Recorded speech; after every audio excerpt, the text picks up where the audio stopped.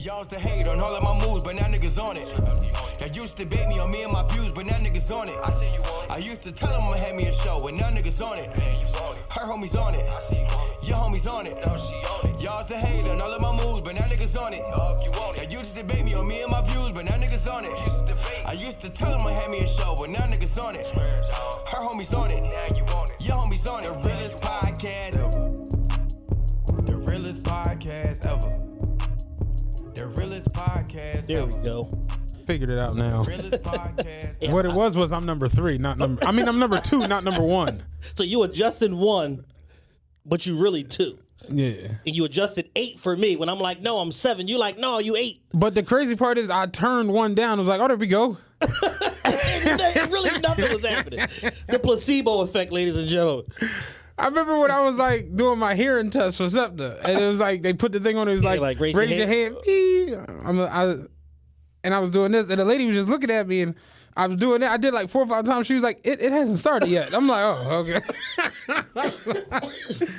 I was just raising my hand. I just got this ringing in my ear. Apparently, shit. Just you know what I'm saying. She was like, "I haven't started this shit." I'm like, oh, like that'd be a problem, huh? That really don't help you out and shit. That don't really assess where I'm at with it. All right, I'm sorry. I show you I'm alert though. You know what I'm saying? Yeah, I'm waiting. I'm anticipatory. Yeah, I'm anticipating the shit. Realest podcast ever, episode 129, I think.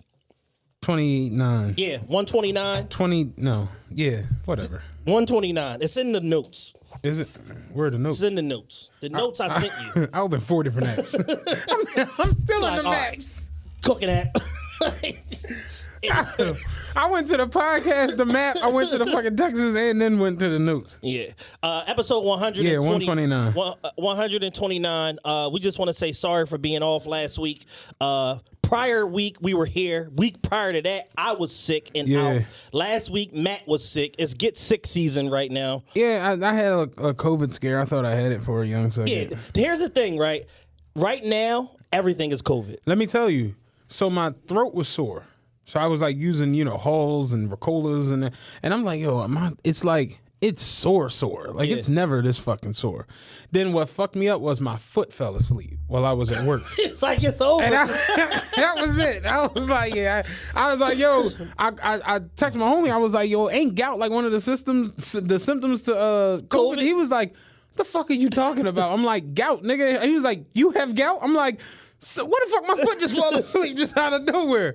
But yeah, my foot fell asleep while I was driving the bus, and I was just like, yeah, that's a wrap for that. This shit, man. Like, but no, we're all good. No one has COVID. Yeah, I'm glad you back. Nobody has COVID. We're all clear. Niggas just getting sick and shit.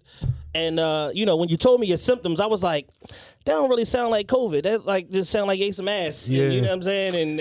And shit went left. You know what? Well, it's like, what the fuck? I don't want to lie to my peoples out there, but it's like, nah, that's like normal shit. You know what I'm saying? So fuck, I'm engaged. Regular Tuesday. I'm an engaged man. You know what I'm saying? The fuck. But it's like, it's one of them things where you become like a hypochondriac. Yeah. Like in this era that we're in, this COVID era, anything feels COVID-y. Everything media related is like COVID-y. The governor just shut the state down. He got tired of fooling with us county by county and shut the state down. You want to hear my thoughts on this? Yes, absolutely. So I drive the bus. Everyone knows this. I'm going to talk about the last 2 days driving the bus. So Saturday I did the 27. Okay. 27 goes from Plymouth Meeting Mall down to Broad and Carpenter. My first trip, we started at Plymouth Meeting Mall. Plymouth Meeting Mall didn't seem astronomically packed. Normal buy, boss guys. Just be people in there buying $10 shoes and shit, doing what they do. Bro, I come downtown, come down the expressway, get off, hit 15th, hit Broad, come around City Hall. The Christmas Village, my nigga, it was 3,000 people out there. It looked like Times Square, like where it's like 50, 60 people waiting to cross the light. Home Alone. The Christmas tree is lit up. It's 400 or 500 motherfuckers at the Christmas tree. Then you come around City Hall, they're doing a light show on City Hall for the Christmas joint. But it's outside, so it's okay. In front of the skating rink where it's 2,000 people on the ice. And I'm just like, are we shut down?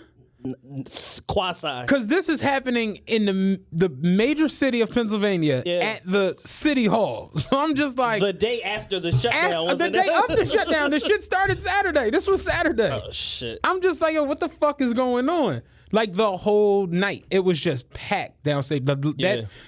They got them horses and them carriages out going around Love Park. I'm just like, yo, there is no shutdown. It's like if you down to be outside, we not really shut down. And my thing is, I'm gonna just keep it a buck with y'all. The numbers are gonna keep going up. They're not gonna slow down. They're not gonna stop. They're gonna keep rising. I saw a thing the other day that was like the deadliest day in U.S. history was like 8,000 people died from some shit. I forgot what it was. Then the second deadliest day in U.S. history was 9/11. Like 2,900 people died. Yeah. Then the third most deadly day in U.S. history was like Pearl Harbor. Like 2,700 people died. And it was like number 4 last Friday. Number 5 Monday. Number 6 last Thursday. Like 2,000 people are dying a day. Just routinely. Just in the last week, it's been like for the top 10 deadliest days in U.S. history, 6 of them are within the last 2 weeks. Yeah, that's crazy. And it's just like, that's wild as fuck. To see like last Thursday next to Pearl Harbor, it's like, goddamn.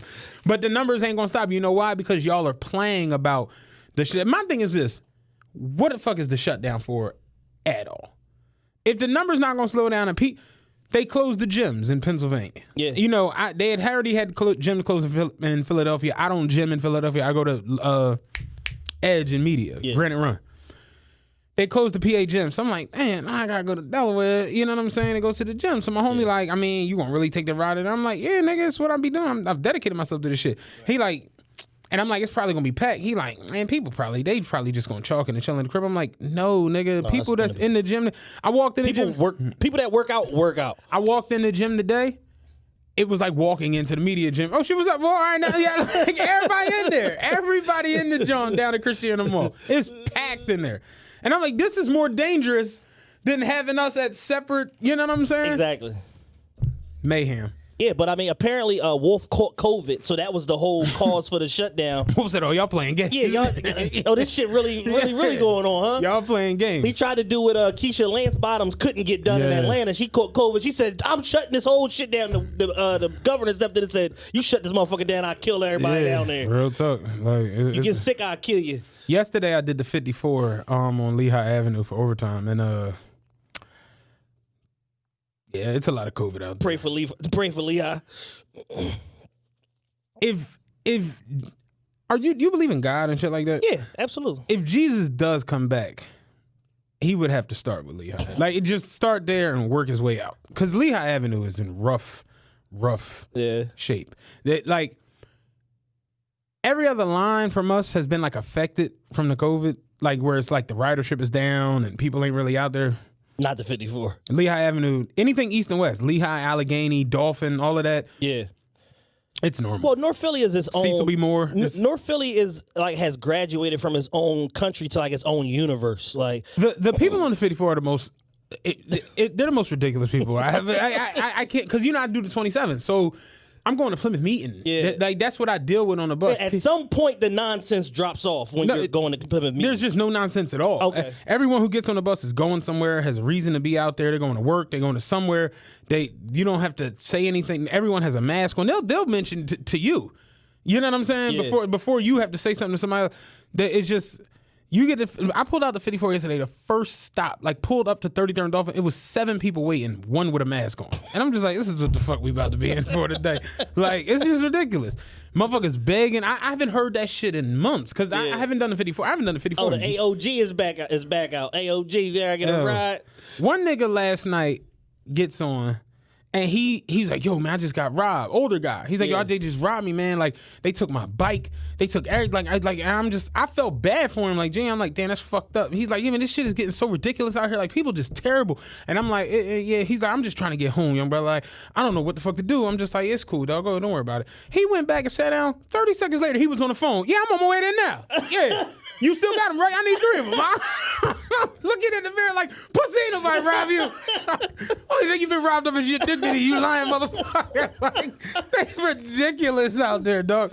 In a pandemic. With a heartfelt robbery story. He gave me this whole rundown about them stealing his bike and everything else.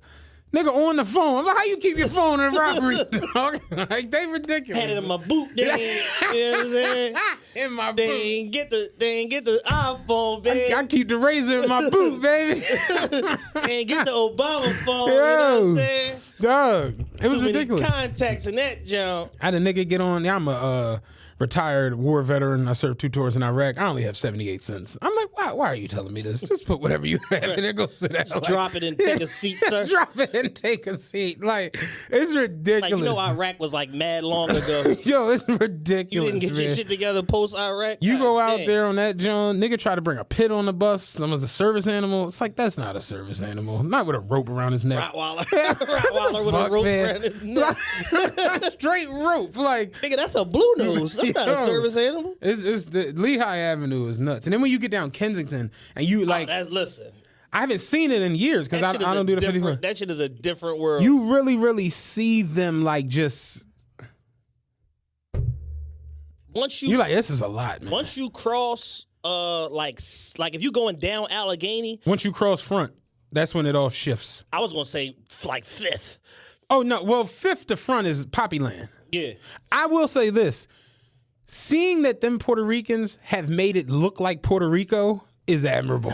Like, seeing that shit to where like they own buildings everything. are in ruins and everything. It's like, all right, yeah. Like it's admirable to see y'all make it look like Puerto Rico. It's cool, I guess. But once you get to Episcopal Hospital, that's when it just the shift just happens, and you make that hook onto Kensington, and when you see the lawnmowers for sale, that's when you know like, yeah, I'm in a wild little area now. It's just to me, it's insane that can go on in Philadelphia. Well, you know, seeing people just living on the street like that. You've said it before. I saw somebody shooting up yesterday. Like you've broad said daylight. it before though. It's like 7 different Philadelphias. Like there's like drug zone Philadelphia. There's tent city. There's rich Philadelphia. There's black Philadelphia. Then there's like Southwest, which is like its own thing unto itself. That shit and then was there's wild, like man. everywhere else. That shit was wild to see. And I'm just like, this COVID shit not going to slow down at all. Because y'all have these partial shutdowns that don't really make any sense. Yeah, 3-week shutdown because the governor got COVID. It's like, okay, you can't go in any restaurants.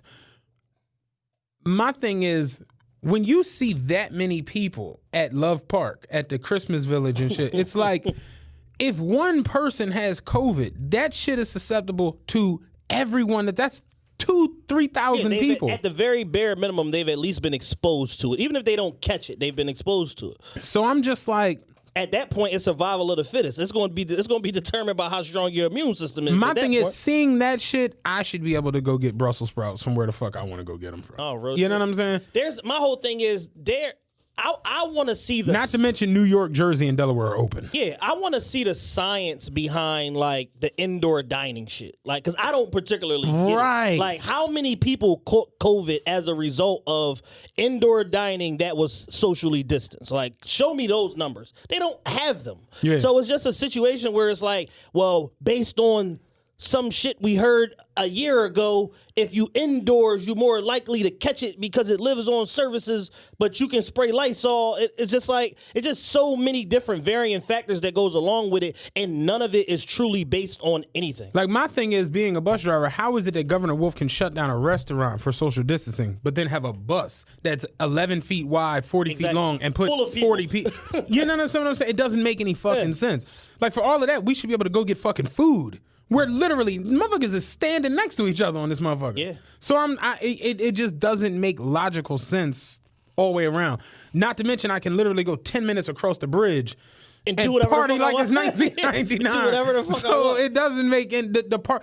If y'all are gonna shut it down, shut it down. Yeah. That's the only way. Because prior to this new shutdown, the city of Philadelphia was already on a shutdown. Right. Prior to the whole state getting shut down, and it doesn't feel like a shutdown. No. You can do whatever you want. You just can't go in a restaurant and fucking eat or go in the gym. Right.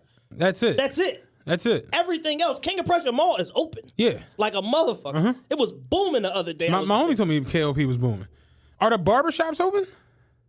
I think motherfuckers is sneaking in being open. I don't know. They supposed to be closed. They are supposed to be Barbershops, closed. hairdressers, and gyms all supposed to be closed. Okay.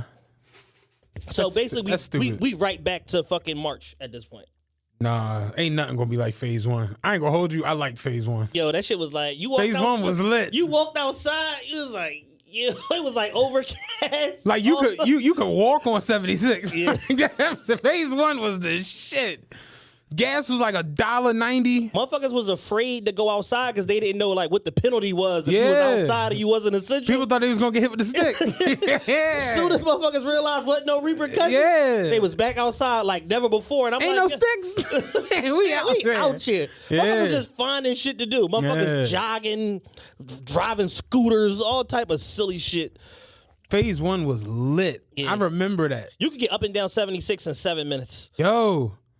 Motherfuckers was afraid. I remember my one homie put his uniform on to go to get liquor. He was like, if I get stopped, I'll show my work for something. I'm essential. Niggas was definitely scared. Motherfuckers was getting laminated letters from the hospital, all type of shit. Oh, my man dead ass put his uniform on to go get liquor from Delaware. Niggas was petrified to come out the house. Real shit. Phase one was the truth. You could really just get up and down 76, no issue. No problem. 76 be packed again. And then somewhere around like April 15th, they motherfuckers realized like, oh, ain't no penalty. They not stopping nobody. By the time Memorial Day came around, motherfuckers was like, man, we out here. Like, fuck that. None of that shit mattered. So my thing is that the partial shutdown shit has just become we've exhausted it at this point. If y'all gonna shut the things down, shut everything down. Yeah. If you not, let people rock. Because the partial shutdown doesn't help us. And like I said, if on January 4th, y'all can show me that the numbers have taken a significant curve and that nobody else is dying, cool. But if on January 4th, 2,000 people die and 150,000 new cases, it's like... Yeah, you got to stay shut down at that point. That's my whole joke. It's like, when the fuck do it get back to where, okay, yeah, y'all can go to the gym. Y'all can go... It's like... What 3-week period have they had over the last 9 months where the numbers precipitously dropped? It doesn't exist. Like, if I cut off too much of my mustache, it ain't gonna be good in 3 weeks. How the fuck do y'all plan to turn this shit around in 3 weeks? It doesn't make sense. It doesn't make sense. It doesn't. It's just stupid. It's honestly it's just dumb. It's just very dumb. Yeah. And I get y'all want to be like, oh, we're doing something. You know, we're not just something as opposed to nothing. Yeah, basically, we're not just sitting on our hands. Yeah. Okay, cool. But it's like, I just, as for me going around the city to where I can physically see this many people at the Christmas Village, this many people at King of Prussia, this many people at the gym in Delaware, this many people over in Jersey, people are still migrating to where they migrate to. My man Chuck made a very good point the other day in the gym. He was like, when y'all do these partial shutdowns, all you're doing in actuality is increasing the chances that people get COVID. Because now where 5 of us go to this gym, 5 of us go to that gym, 5 of us go to that gym, 5 of us go to that gym, all 20 of us are going to that one gym. Exactly. To where if one dickhead got it and he would be around those 4, now we all, and it's like, in actuality, the partial shutdown is actually fucking people up more. People are going to find ways. Putting people more at risk. People are going to find ways around a shutdown to do what they want or need to do. They're going to still get done what they need to get done. You can still get on a plane and go to Miami. Go fucking anywhere. Yeah. Like Vegas is open like a motherfucker. Like super open. So it's just one of them things where it's like, now Jules is coming home next week from Qatar. Oh, is he? Yeah. So to go back to Qatar, it's like, wow. And he was like, it was funny because he was hitting me and Liam yesterday. It was like, yo, so when I get to America, do I got to take a test before they'll let me leave the airport and da-da-da? I was like, what makes you think that? He was like, well, in Qatar, when you come in, you got to go to a hotel for 7 days. The hotel you go to, you have to have booked prior to leaving Qatar. Oh, shit. When you come back, you got to go to that hotel for 7 days. You got to test twice, be negative, and then you got to go to your house and quarantine for another 7 days before you can be out around people. And I'm like, why would you think that was going on in America? He was like, America's like the greatest nation on earth. And I'm like, nigga, America's the ghetto compared to the rest of the countries. America is the trap. America is the trap. America is bankhead compared to these other countries. America is Derby compared to not the rest of Derby. Like regular, like straight Main Derby. Street Derby. Yeah. Go down Woodland Avenue Derby. Frank's Derby. Like, real shit. The Hap. America is fucking Kyle Wynn out this joint compared to the rest of the county. Real shit. Like, fuck no. Like, you land, nigga, you free. Turn up. Oh yeah, but he coming home next week. But yeah, going back to like these other places, you see nightmare. You see just how different it is. You know what I mean? Like you got to have the hotel booked before you bounce. That's crazy. So that basically means if you leave, you need a definite return date. Like it ain't no. He got to go through like all kinds of shit, like the embassy and everything, to come and go back. Like the shit, dog, because they really on some like you come like, one of our homegirls went to, where the fuck did she go? I want to say she went to Turkey. One of them places. Okay, somewhere in the Middle East. Somewhere over there. Maybe not Turkey. One of them. But she flew through Qatar. Like Doha was her layover and shit. Yeah. And she was thinking like, oh, when you get there, maybe I come holla, whatever. They not letting you leave the room. Right. Like when you come off the plane, go in that room. It's a bucket in there just in case you got pee.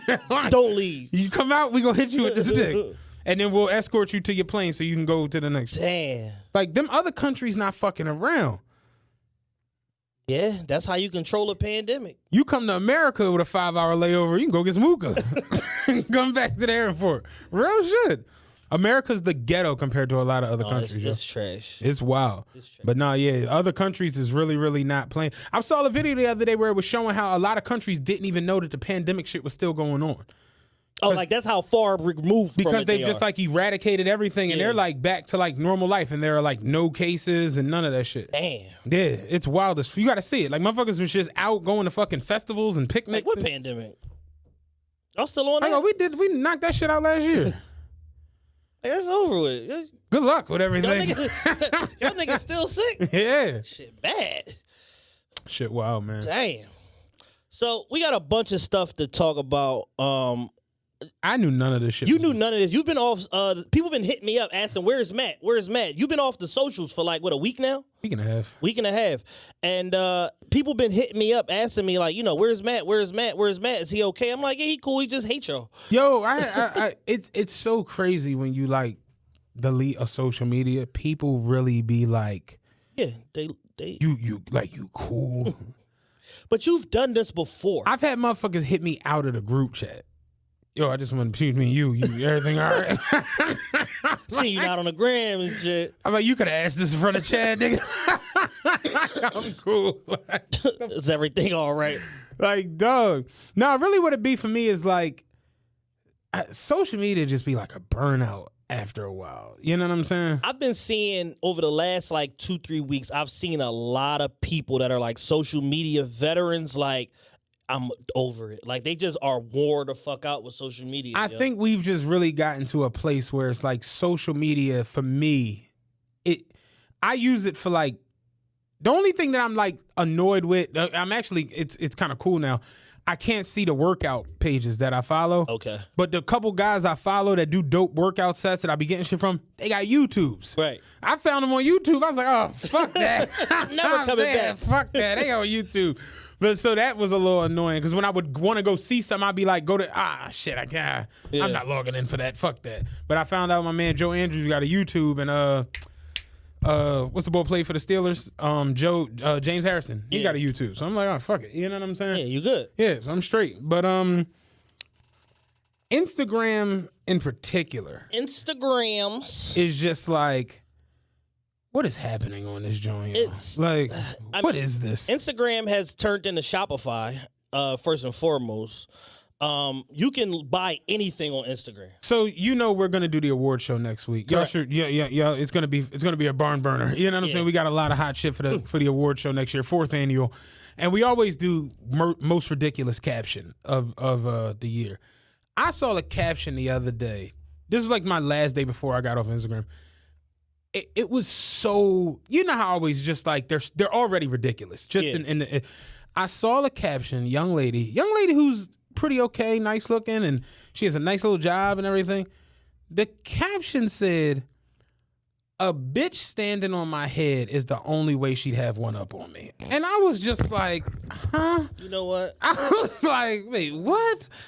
It's just like shit like that, where it's just. I know she was in a crib, work like, hold on, no. Just shit like that, where it's just like, what is the reason? She wrote and deleted that. Like, what is the reason you just can't post a picture and just go? Like, it's just too. It's funny because I listened to one of our old episodes the other day in the gym, and I I want to say it was quarantine season, episode 104 or 103, one of them. Okay. But you were on there talking about you being out at the club and realizing this shit is just like I'm over it. Yeah, like you was like the Truman Show is finally coming to, and you was just like everybody's frauding, everybody's lying, and you like I shouldn't care, but it's just like Jesus Christ. Yeah, because I'm in it, it forces me to care. Right, and it's like that's kind of where like it's funny because the whole Meek situation we were talking about, and it's just like it's ridiculous because it's some Meek shit, but it's just like.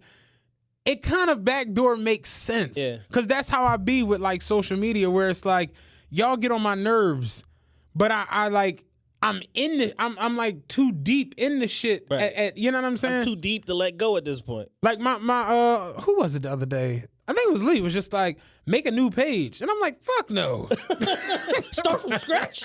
From scratch? Fuck is wrong with you? Where's Scratch? From scratch.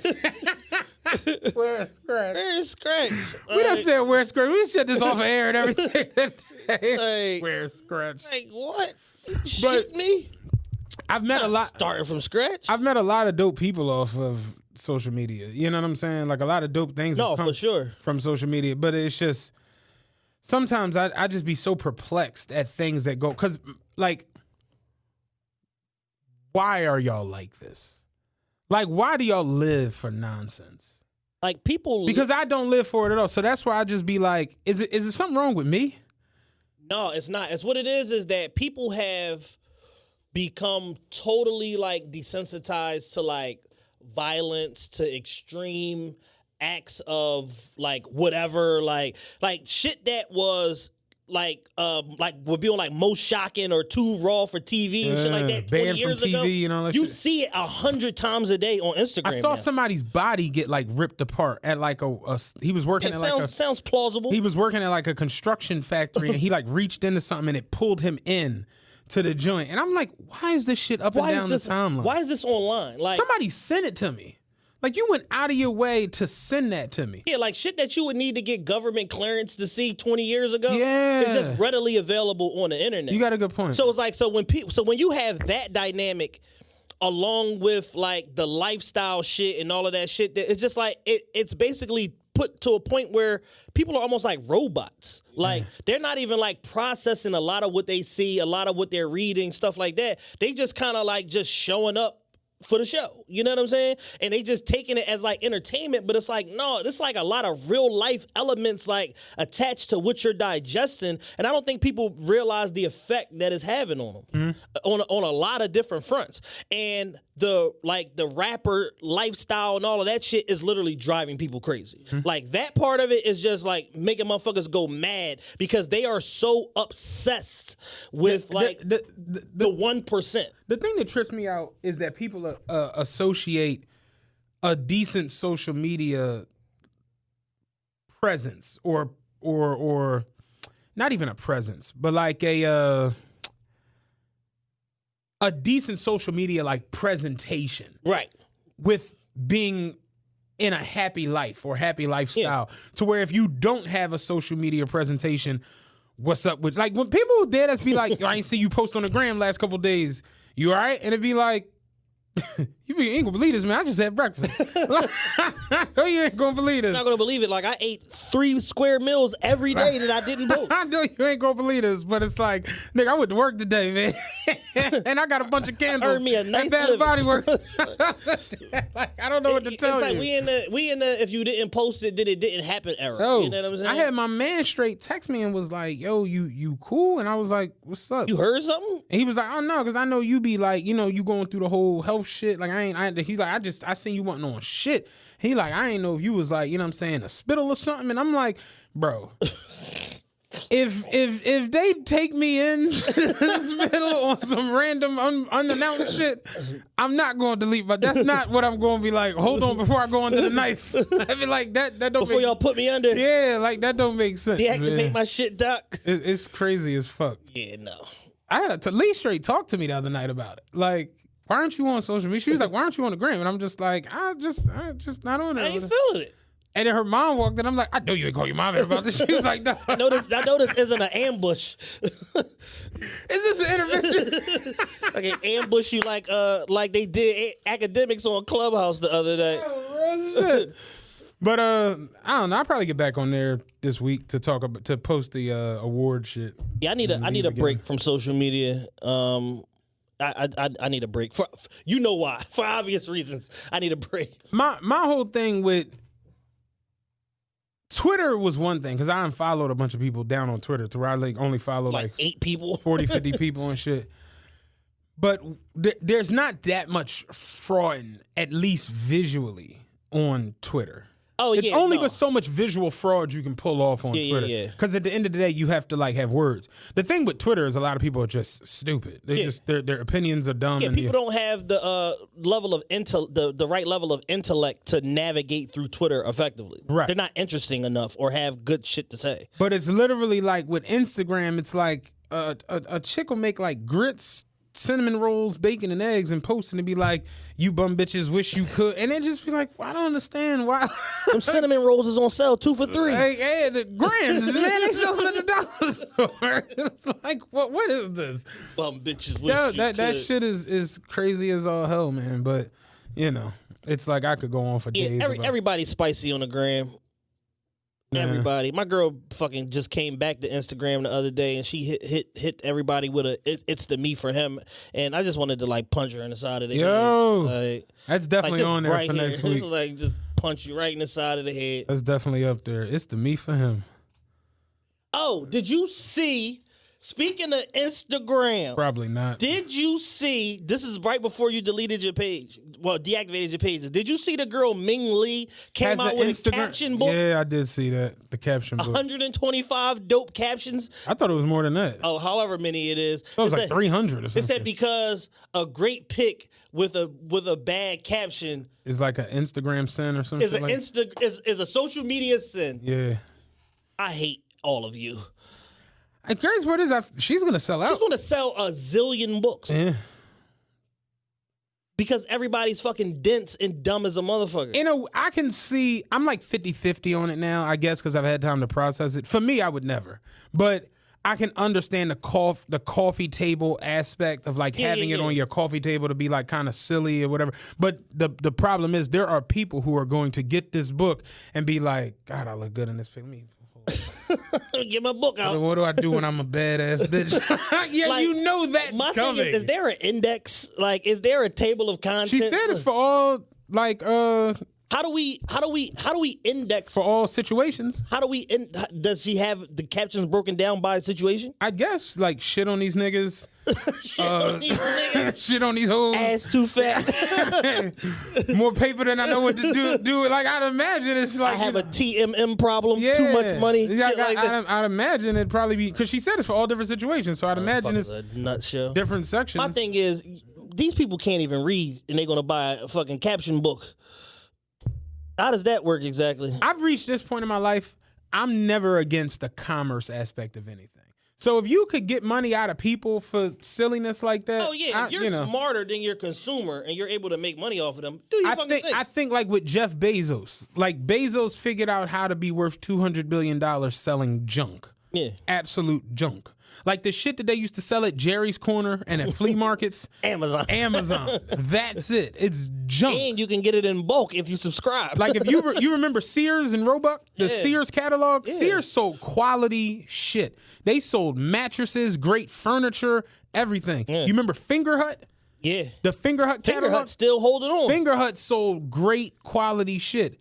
Amazon sells air mattresses. The problem with just shit. The problem with Fingerhut now in 2020, even though they survived somehow, I don't know where they got this cash infusion from, is that is like comparatively speaking to Walmart and Amazon and Target, they're just way too fucking high. Yeah. Like that's the problem with Fingerhut. Like Fingerhut could be more successful because there's a credit aspect to it, whereas like you could use a credit card. Well, the thing that's what I'm about to say. That was the thing with Fingerhut. You could break shit down into payments. So it's like, yeah, you can go get the mattress from Sears for $200. Or you can get it from us for 31 payments of $11.99. You know what I'm saying? And people be like, oh shit, $11.99, that's fucking great. You know what I'm saying? That's where Fingerhut used to cake. Yeah. You don't realize you're paying $1,100 for this mattress by the time it's all done. Exactly. Because you got 82 more payments on this shit. But, it's like, I'm not against the commerce aspect of anything. Because if Jeff Bezos can be worth $200 billion selling junk, you could be worth a couple million selling Instagram captions. I ain't tripping off of that. But my thing is like for the people who will turn around and like really, cite. You know what I'm saying? What they gonna be tagging Ming Lee like it's going out of style. Like, this last caption, if I gotta write a bibliography for where I got the caption from. I don't want to get like sued. That, you know what I'm saying? So that's where it's like all things. It's like trying to think. Like how something gets intended for one thing but then used for another. Like a Maxima, like a car. Okay. You use that to get to and from work, or like you use it to get to and from work or to and from school. It's a mode of transportation until you go crazy and drive through a crowd at a rally. Now you're using it as a weapon. This shouldn't be used. Remember, you was like when chicks got bald tires and they essentially the car is a javelin. That's what. Like a javelin on wheels. A javelin on wheels.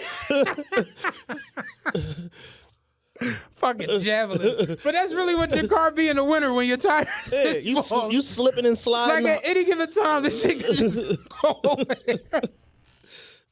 A fucking javelin. But it's like when you take a car and drive it into a crowd of people, you're not using it for what it's intended to be used. I had a good conversation with my cousin Wes the other night, and we don't really talk a lot. He's just a quiet guy. He doesn't talk in general, but he called me specifically about the podcast. And he was like, yo, cuz, like, I'm late, whatever. He's like, our other cousin, Brand, he put him on to it. He was like, I'm late, I'm playing catch up, but like, I love the show. He was like, yo, y'all having real conversations on there. Y'all having adult conversations. Y'all talking about the important issues that motherfuckers need to talk about, this, and this. And we were just talking. And it led us to like just about the whole social media shit and people losing their minds on Instagram and shit like that. And I'm just like, bro, I was like, what people got to realize is that Instagram is a tool. And with a tool, like if I got a hammer, I can fucking put some sheetrock up. I could put up some nice fucking beautiful paintings. Or I could bash my fucking brains in. Right. Same thing with Instagram. I could use Instagram to fucking make money, to scale a business, to create social media presence for me or for whatever the fuck I got going on, to highlight my accomplishments, to show my family off, whatever. Or I could use it to run a campaign to diss a nigga for 8 months. Or I could use it to fucking get on here and fraud and create a fake lifestyle that's not what the fuck I really got going on. So with a tool can be used for multiple purposes. Yeah, and then, you got to determine if you're going to use it for good, bad, or other. Then the other day, my homie hits me. This is where it's like shit just took a hard left for me this past week. My homie hit me and was like, yo, bro, I didn't even know you do cruise reviews. And I'm like, I don't. I didn't either. I don't do cruise reviews. What the fuck are you talking about? And he was like, yeah, me and my wife was looking at cruise reviews on YouTube. I seen your joint. You was talking about your first cruise experience. I'm like, I've never put that on YouTube. So what are you talking about? He sends me the link. Because he was like, me and my wife going through cruise reviews, and I seen the drum. I was like, oh shit, that's Matt. And I'm like, what the fuck are you talking about? He sends me the link. When he sends me the link, I'm like, oh shit, that is Matt. That is me. I'm like, what the fuck? So I go on YouTube. Somebody took my IG story from when I was talking about me and Lee going on a cruise to the Bahamas and uploaded it on YouTube as the cruise review for the Royal Caribbean Mariner of the Seas. So I'm just like, This is strange. Yeah, because I've never talked to anyone about this, so I don't know how this happened. So I went to their actual YouTube channel. Yeah. They got like 25,000 subscribers. And I'm looking through the videos. They got my power reviews up there. And I was just like, you like question yourself, like, did I take that money out there? I'm like, did I start a YouTube channel and I ain't like really know it? Like, you know what I'm saying? Did I click yes when the nigga text me to monetize it? Made me, and so I've seen people say this every now and then, you should like Google your @ name or see what comes up. And I searched Matt Make Me Sick.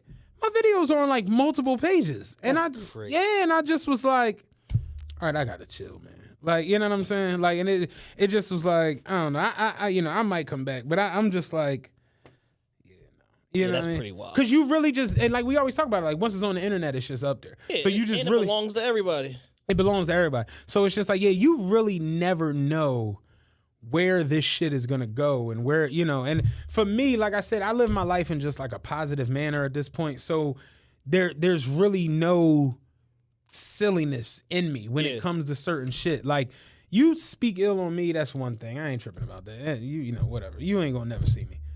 You speak ill about like my family, some goofy shit like that, it's probably gonna go left. Yeah, and it's just like, I'm cool. You know what I'm saying? Yeah. Like, and it just because people have gotten away from sensible interaction, and I watch it where it's just like, not even shit deep pertaining to me. Just I've seen it with like just in general, just people love what they call the tea. Yeah.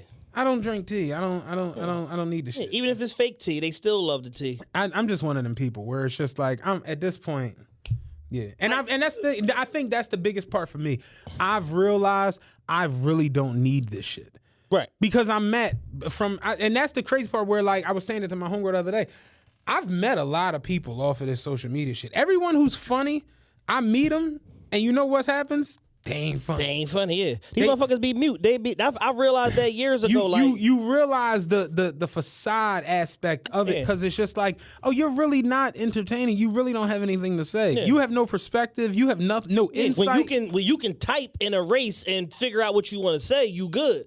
But on a human to human, like, you can post memes all day and people be like, yo, you funny as shit. But it's just like, for me, I've met a lot of motherfuckers and they just be like, damn, dog, you don't even have like a good vantage point on a lot of situations, to where it's like, if something happened right now and we got a topic to discuss, you can't give any funny insight to the shit. These motherfuckers be mute. They don't have no perspective on nothing. And that's when I kind of realized that I'm just like, yo, like, people always say, yo, you funny as shit. Damn, fuck you, come out. How you think it is? And it just be like, yo, this is like, you meet my pop, you'll understand how I'm as silly and funny, because he's silly like that. Like, so this is just, it's been me since I was a kid. Like, I was the fat young boy who had all the sneaks that was funny and cool as shit. So nothing's really changed. Yeah. You know what I'm saying? If you saw me on Instagram where I got on fucking white Coco Beware sunglasses and I'm standing on couches, that's a facade, nigga. That's not me.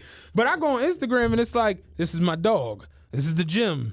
This is what I drive. This is where I hang out. Right. I'm in the super. I do videos and shit where I'm at Sam's Club in the supermarket. It's just my life. Yeah. But I've watched people go on there and it just be like, I told you my ex hit me up, who doesn't like me, and was like, why are you around this person? And I was like, what you mean? You all right? And it was like, nah. Cause you nah.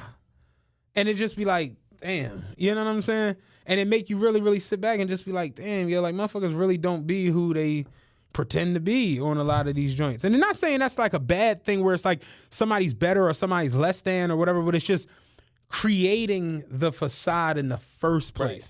Is like, for me, I just literally, I don't know. I just had this thing where it's just like, I'm me. So it's like, it's not really nothing to me. It's funny because I told you I listened to them old shows, and on the old show, I was talking about how, I was talking about Power the other day on my IG story, and everybody was fucking tripping off of it. And I was like, I was just talking shit. This is when I wasn't even posting them like an actual recap review. It was just me going on my story like, man, this fucking show is ridiculous.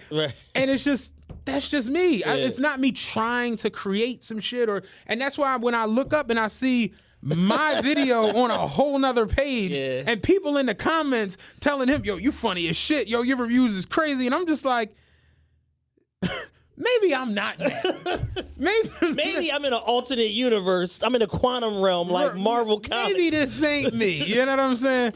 So that's it. But the main thing I realized about like social media, because I used to get myself in a lot of trouble on social media having to curse motherfuckers out and threaten to kill them and shit like that, because I couldn't like not speak on certain shit. Like, I would see certain shit and be like, that's wrong, you're lying, you fraud, whatever. Like, I just couldn't help it because I'm coming from a world where like you can't conduct yourself like that. So once I realized that I don't have to fucking police people's personalities and their lifestyles, my interactions on social media have become so much more peaceful. But seeing a lot of the shit is still very, very annoying. No, for me, my biggest thing is I've reached a point where I just don't give a fuck. Like, you could think whatever you want to think about me. My thing is this. The pre-workout that I use costs $45 a can, and it's only 20 servings in that shit. So I need one of them every 21 days. If you ain't gonna pay a bill or buy me no pre-workout, fuck you.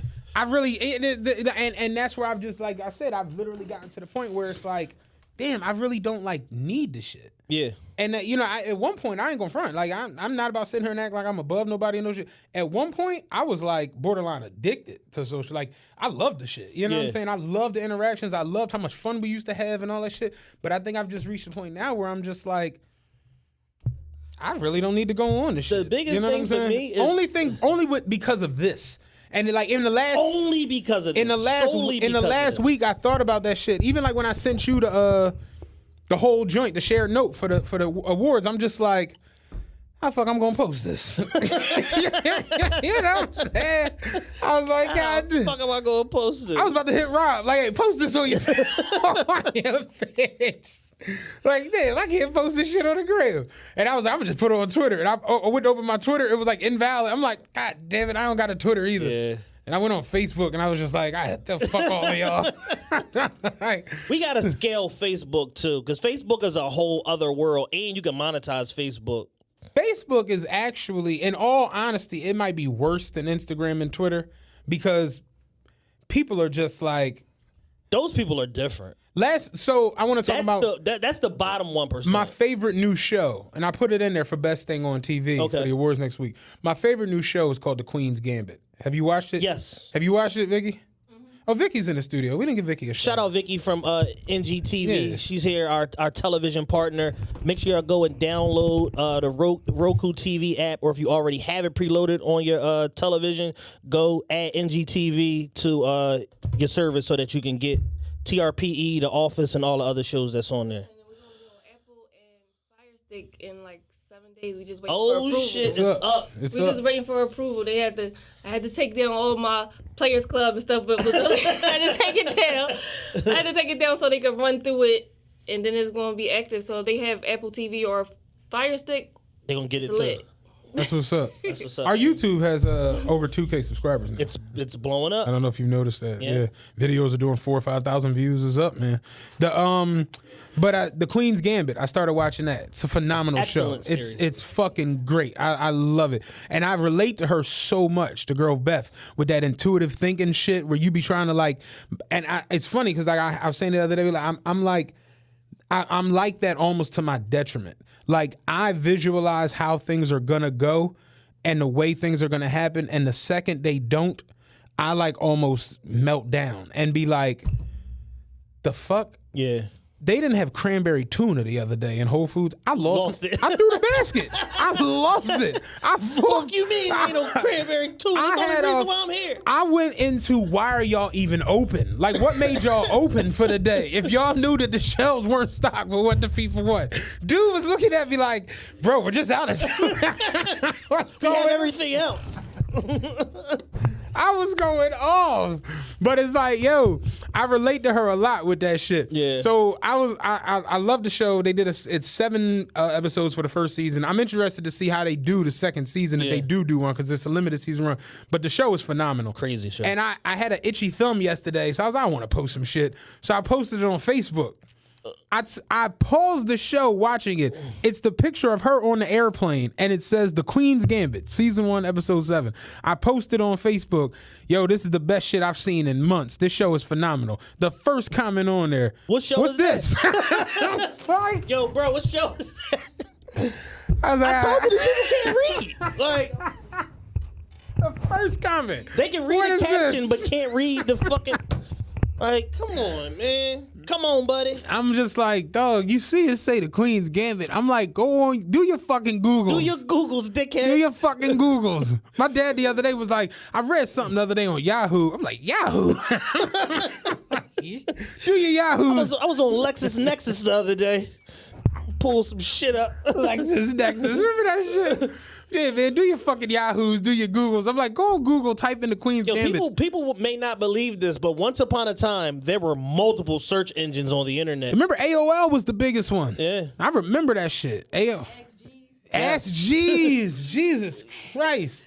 Dog, real. I remember I had to do a research paper for geography class, a fucking dumbass geography elective in college, and they gave me like all of these different search engines that I had to use to like find information. This is like when the internet was like first really blowing up around like 02. Horny young boy shit. I remember having the Acer. My mom got the Acer computer and shit, desktop. Nothing runs slower than an Acer. And I was on that joint, and I remember my mom called me down, and I didn't realize that like there were like search histories. You know what I'm saying? Big booty black holes. How you know? Fat ass My light mom skinned bitches. pulled the computer up and it was Ask Jeeves.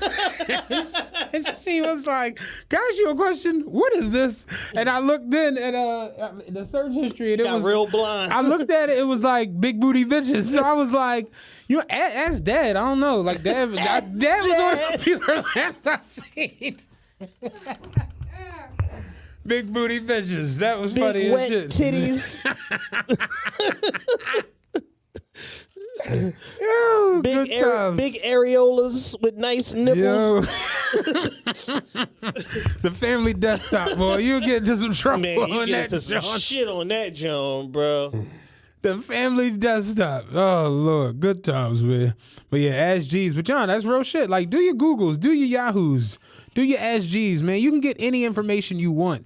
You don't have to ask anybody. Yeah. I literally saw people talking about the Queen's Gambit right before I deleted Twitter. And I was like, Queen's Gambit. You know what I did? Did my Googles. Went on Google, the Queen's Gambit. I saw a limited series run on, limited episode season on Netflix. What is this about? Orphan Elizabeth Harmon becomes best chess player in the world. I'm like, I fuck with chess. Let's see what this is about. Right. Turned it on. First episode, had me hooked. Locked you know what in, I'm saying? yeah. Her with the drug addiction, with the black girl and the orphanage, and then learning how to play in the basement. And I locked in. And it's just like, yo, I guess that's where the issue is, going back to the caption book, where it's just like, y'all aren't resourceful people when it comes to knowledge and retaining the knowledge. Correct. So it's just like, You don't know where to go get the knowledge, or if you do, you won't go there. And then the comprehension part of it is you can read some shit and walk away from it just as empty as you walked into it. Right. Because you don't know how to decipher what the fuck you just read. And that's people's biggest fucking you know, problem. one thing my mom taught me when I was young, how to take notes. And she was saying how she learned it before she went to college, and then eventually in college, it becomes like a secondary thing. Yeah. But like, you'd be surprised how many people don't know how to take like a note. Yeah, because they don't know how to pull the meaningful information It's funny from as the shit. overall. But one script. of my homies who will remain nameless, I work with and shit, who's kind of slow. He saw me because I was looking at our notes one day, and he was like, he looked over my shoulder, and he was like, I never use my notes. He's like, I never actually used the notes, and I basically had like went out and I was like, showing like just so they like these are all like notes and my shit. phone is literally the same. I use it for a lot of shit. Just I have notes ever since I've had an iPhone. I had notes, even when I didn't, when I had my BlackBerry, I had notes on my BlackBerry. Like I know it shocks you, but just like even with the award shit, and I don't do that shit in like one fell swoop. As shit happens through the year, I be like making notes of like, this is a major issue. Is a long time. This is a major point. This is a major thing.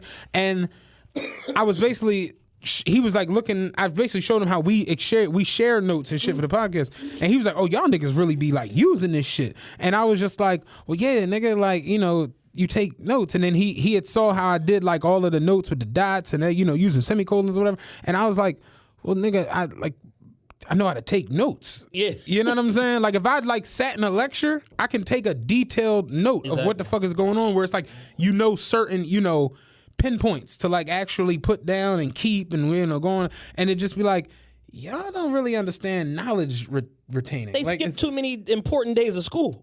Like it's really what it comes down to. Like it's like rough. yo, it's like you probably shouldn't have skipped 7th period English. Like Patrice O'Neal had a good sentence where he was like, I can't spell anything.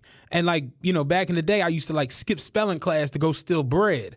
And then I would like steal bread and make sandwiches, and I would like sell them during spelling class. He was like, now I can't spell any fucking thing. Yeah, you don't realize what you need until you need to use it, and you don't know how. He was like, a motherfucker could grab my wife, put a gun to her head, be like, I'm gonna blow her fucking brains out unless you spell restaurant. He's like, I'll look her in the eyes like, I love you. I will always remember. Like, real shit. In restaurant. He was like, ruan is the root of this word. Patrice O'Neal is great, man. Yo, silly as shit, but it's like, it's the truth. It's like, as you get older, you realize, when you see those, are you smarter than a 5th grader? Are you smarter than a 2nd grader? And you see the questions and the problems, you be like, God damn. Like, am I? Yeah. Am I smarter than 5th grade? The fuck is they teaching at these schools? Let's get into some of these topics, man. Yeah, they kind of all like run congruent a little bit. So the big thing is Meek and all of them on Clubhouse. Holy shit. You know, I don't know because I don't have a Clubhouse. And I didn't have anything else to talk about. Let's start like this. Clubhouse is a shit show. We've established that. Clubhouse is where all the people who either were not interesting enough for Twitter or good looking enough or a good enough fraud for Instagram have gone and converged on this app where talking is literally the mode of communication as opposed to written text or photographs. Okay.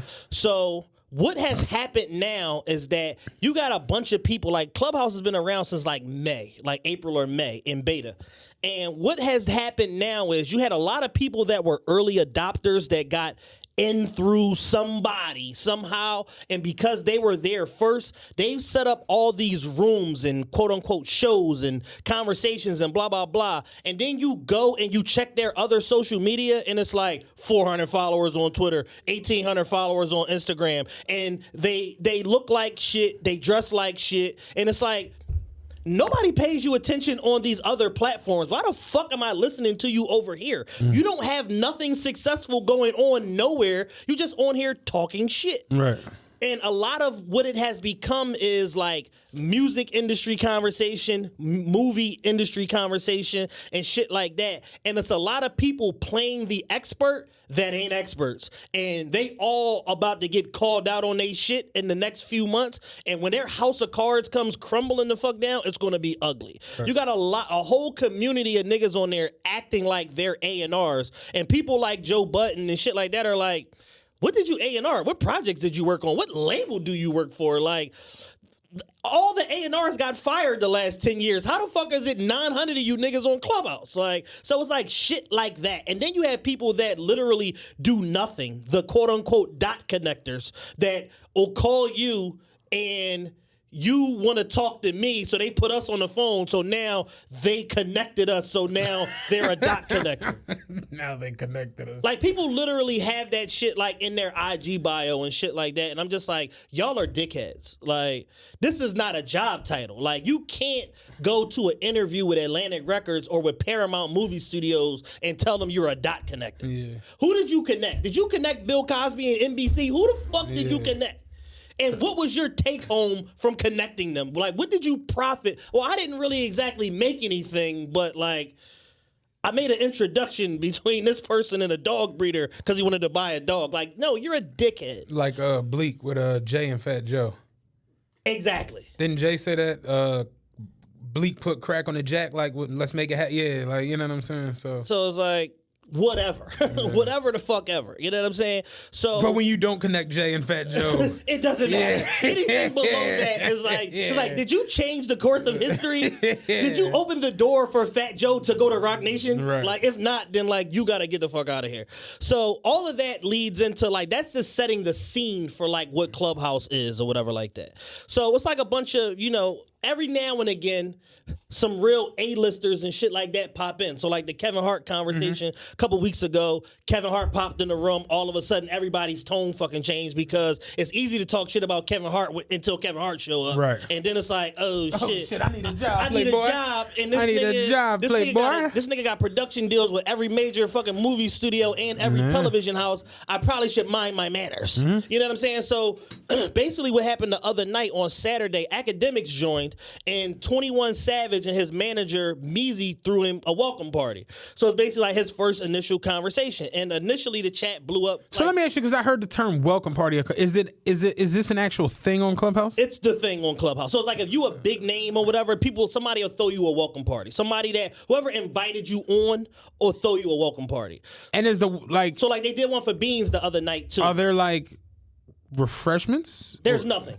It's just niggas talking shit. It's like, so it's not an actual no. thing. It's like sitting around a campfire, basically, telling stories. On the phone? On the phone. Oh, I'm thinking it was conference. Remember that little cone hats with the string? I didn't know what the fuck was going on. Yeah, there's no refreshments. There's no party favors. Just niggas in an app. Are there refreshments?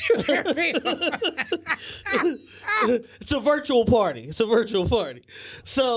the fuck am I talking about? So the other day, are there refreshments? Is the stupidest shit I said. That was great. It's gold. It's fucking perfect. So the other day, Akademiks joined on Saturday. Are there refreshments? Not they got food and refreshments. They got finger food. Little small Coca-Cola. I'm thinking it was something somebody had to go to. That's why I'm like, what the fuck is happening? No, it's a pandemic, bro. Okay, yeah. The welcome party is an actual thing on the app. It's a thing on the app. Okay. It happens all the time if you are somebody of influence or affluence. So the other day, Akademiks joined, and 21 Savage and his manager Mees threw him a welcome party. Okay. So naturally, 21 Savage on there, Akademiks, the room fills up. Okay. So for a lot of people don't know, 21 Savage and Akademiks have a relationship. Akademiks is the first person to interview 21 Savage. Yeah, they go back a while. They go back a long time. Yeah. So it's like, if you remember, he came to Zone 6 and was with Savage and Nudie and all of that. And that was the interview where Savage was like, man, niggas don't like to fight. I'll beat one of these niggas' ass. Like, that came from an Akademiks interview that he did, like, in 2016. What's up with the boy Nudie? That's 21 Savage's cousin. He's a rapper. Okay. He a rapper, but he like shoot niggas and shit like that. Okay. Allegedly. Whatever. But, so Akademiks. So Akademiks is on the joint or whatever like that. So people are bouncing, into the group. It probably get to like 2,000 people. Like, that was going to be my next question. How many people were actually in it? 2,000 people like fairly quick or whatever like that. And then the Wambulance came. When all of the crying ass rappers showed up to air out their grievances with Akademiks. And because he's an intellectual guy and a pretty smart guy, even though he's a jackass, he's running circles around these motherfuckers and just making all of them look extremely silly for hours. So it's like, once you start... Yeah, when you sent me the video, it was like, here go the highlights. And it was an hour. It was an hour I'm like, one... the highlights are an hour. I was like, it's basically Akademiks running circles around unintellectual rappers for an hour. Is basically what happened. So what was the meat and potatoes of what actually happened? So the meat and potatoes of what happened is, it's like, all right, so first Guap Dad, he's up to bat first. Akademiks strikes his dumb ass out. Who is Guap Dad? So I know. Guap Dad is the guy that made the video, the famous video that went viral. It's my birthday. I'm so and so and so and so. And he was drinking the Henny with the robe on. You've seen this video a zillion fucking times. I'm trying to think. You said it's my birthday? Yeah, every like... The boy with the do-rag. Yes. All right, the Fanan. The nigga that scammed Drake to come to the party at City Hall in fucking San Francisco. All right, yeah. I know that was his name. Yeah, so... But he got a video where he was like... He was talking to like, he had like a picture drawn of himself. Then he had like a cardboard cutout of himself. And he was talking to each of them like it was different people. Yeah. He's ridiculous. Yeah, I know what you're talking about. All right. So, I know that was his name. Yeah, Guap Dad. So Guap Dad 4,000. Okay. So Guap Dad 4,000 is up first. And he's like, yeah, Akademiks, I think you a bitch. And your platform, you don't stand for nothing. And I ain't fuck with you since day one and blah, blah, blah. And acts like, oh, that's funny. You say you don't fuck with me since day one. However, I got all these DMs of you asking me to post shit for you. So it's like, oh God, this is where this is going. So basically, it's a bunch of that shit where it's like motherfuckers are crying and complaining, and then you get to the end of Guap Dad's issue, and all he's mad about is that when Russ and them kicked his ass for talking shit about him at that festival, he was mad because Akademiks wouldn't post his angle of the video to make it look like he got jumped as opposed to somebody just beating him the fuck up. Russell Westbrook? No. The rapper, Ruff. Oh. Yeah, him and his homies beat up Guap Dad and his homies at this festival a couple this years nigga ago. got a Supermax. What the fuck? Yeah. So basically that was his issue. So boom. So the next, this is the crescendo of it all. Meek Mill shows up. So Meek is basically like, I just want to say, like, I don't agree with some of the things you posted on your platform and this. And, I feel like, it's dangerous rhetoric going on your page. I think you're responsible for getting people killed and agitating certain beefs and this. So it basically went from there. So off the rip, 21 Savage is like, listen, right? Y'all can be as mad at Akademiks as y'all want, but y'all can't hold him accountable for niggas' murders because he's reposting content that niggas posted on their own. Like, nobody... he's a blogger. So it's like, if he's like, yo, if they don't post the shit to begin with, he ain't got it to repost. Like, if you got the ops blocked and you make a video and he posted, you can't get mad that the ops see it. Exactly. You know what I'm saying? It's like you put it out there. You got to take... So basically, Savage whole thing, and he was very level-headed and moderating this conversation, was you got to take some personal responsibility and give people some personal responsibility for their actions. And you can't just turn around and try to blame the media when shit goes left. When these niggas is making 100 videos about each other a week and DMing each other, sending death threats, and where you at, send your location. Like, they're doing that with or without him. Is he amplifying their beef? Yes. But he's not responsible for their beef. Is he amplifying it? I mean, he got a big platform. I mean, like, every action gets a reaction. Every single one. So you put some energy out, you can't really be mad when some energy come back. You know what I'm saying? And you could do whatever you want, but you can't control how people respond to it. Right. You know what I mean? Like, you could realistically, like, I've seen situations where people come in the house and find a significant other in bed with somebody else.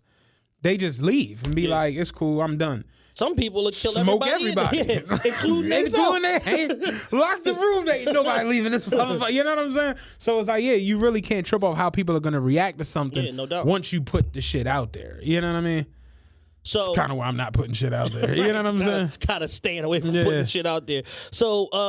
So basically, like, they got to a point where, they're engaging, blah, blah, blah. And Meek is more so talking, like, high level about, like, what you do for the culture and what's your positive contributions. We don't see it, da-da-da. And Act more so is, like, focusing on their personal one-to-one interaction. And basically, Meek was like, yo, you a small blog. Like, this is like a niche thing. Like, it's like a small little blog or whatever. Like, I got bitches with more Instagram followers than you and this and da-da-da. He said that? Yes, he literally said that wow. in the chat. He's like, I got bitches with more Instagram followers than you and blah, blah, blah. Vori, my artist, like, I just dropped his album and in a year he gonna be platinum. Like, I don't need you to support that project in order for it to get where it's going because it's good and my page is big and I got access to all these other people. So I don't need your form of media. And Akademiks is like, cool. If I'm a small blog and I'm irrelevant, ignore me. And Meek is like, no. No, I'm not going to ignore you. And basically what he said was, from the culture that we in and this, we can't ignore nothing. If it's a problem, it's a problem. So I feel like you a problem, so I'm addressing it. And Ack is like, yo, I haven't posted you in 6 months on none of my pages, my personal page, my business page, nothing. Like, I took a stance that I'm out of the business of Meek Mill. He said, so basically Meek was trying to paint the picture that he posted Pound Side Pop and was like, yeah, why you only post these rappers when they got beef with me and da-da-da-da-da. He like, Meek, what the fuck are you talking about? Like, I didn't post him. And he's like, I ain't gonna say his name, but he was like, who? Pound Side Pop? And he was like, he's like, they offered me money to post him. I didn't post him because I don't post you, dog. Like, you don't exist to me. Like, you're over in my world. Like, I don't post you. Good, bad, or ugly. He said, now, I did comment on Pound Side Pop page because somebody brought it to my attention. He said, but as far as me posting shit about you, I don't do it. Like, he said, so ignore me. And Meek is just like, nah, like, I refuse to ignore you. No, absolutely not. But here was the dagger of the whole fucking conversation. The dagger of the whole conversation was, Akademiks told Meek, listen, bruh, you on this chat acting like you the biggest rapper in the world. You cool. You doing your thing, whatever. You might be the biggest rapper in this chat, But this how I know you want to. You might be the biggest rapper in the chat. But this is how I know you don't control shit. Because before, when you told me that I was canceled, nothing changed. My views didn't go down. My subscribers didn't go away. Nobody unfollowed me on Instagram. Nothing changed. You don't control shit. And Meek basically didn't have a rebuttal for that. So it's basically like it's a situation of somebody feeling like their job, a job that's not their job is their job, number one. And then number two, feeling like they're more important than what they actually are. And in an intellectual battle or a battle of wits, like Akademiks is going to run circles around these niggas all day because all he does all day long is sit in the house and think about clever shit to say to people. It sounds fucked up, but like Tekashi, as much as we hate him and everybody's sick of him, you're never gonna beat him on the internet. You can't. It's impossible. Yeah. Like, cause you could say all this shit about him, then he come and say one thing, and then you look like a fucking asshole. And his comment got 457,000 likes, and you look like a fucking dickhead. Yeah. He's done it to us, so many people. He got, what's the name? He got Slim 400 so mad he got a fuck Tekashi tattoo on him. Yeah. You talk about being invested. Yeah. You talk about living rent free in a motherfucking head. Real shit. I wish Meek would just rap. Meek should take a page out of the Weeknd's book. He should never talk publicly ever. He should never talk to nobody except like his parents and his close friends. So I got two questions I want to ask you that were presented to me. Well, one that was presented to me, one of myself. How do you feel about Meek's four song EP put out? I like 3 out of 4 songs. A lot. I like 3 out of 4 songs a lot. The second song with Vori, I don't love it. It's okay. It's like, I actually like that song. It was the last song I didn't really like. It's the last song. Whatever the last song, because you know Vori's on 2 records. I'm going to pull it up real quick. Pain with Dirk is awesome. It's amazing. So, I don't like the second record with Vori. The Think It's a Game. Think It's a Game. I don't really like that. Care Yeah. for them. So I like 3 out of 4 but records. GTA I like. GTA is excellent. Yeah. Doug went crazy too. Yeah. So I like 3 out of 4 records. My homie actually hit me. He was like, Meek shit is hot. He's like, he should just drop only like EPs. He said that's all. He should just do like I ain't 4 gonna EPs. go that far. He should just drop. Championships was great. And Wins and Losses was awesome. Was excellent. Like his last 2 albums have been really, really good. And what's the name was good too. Was it DC4? DC4 was all right. It was pretty good. It had the joint with They Know the Difference with Quavo. He had a couple records on that joint. Tory kind of stole the show. Oh, on Liddy again. Yeah. But no, I enjoyed the quarantine pack. The question that got presented to me the other day, I actually wanted to get into this a little bit with you when it comes to Meek.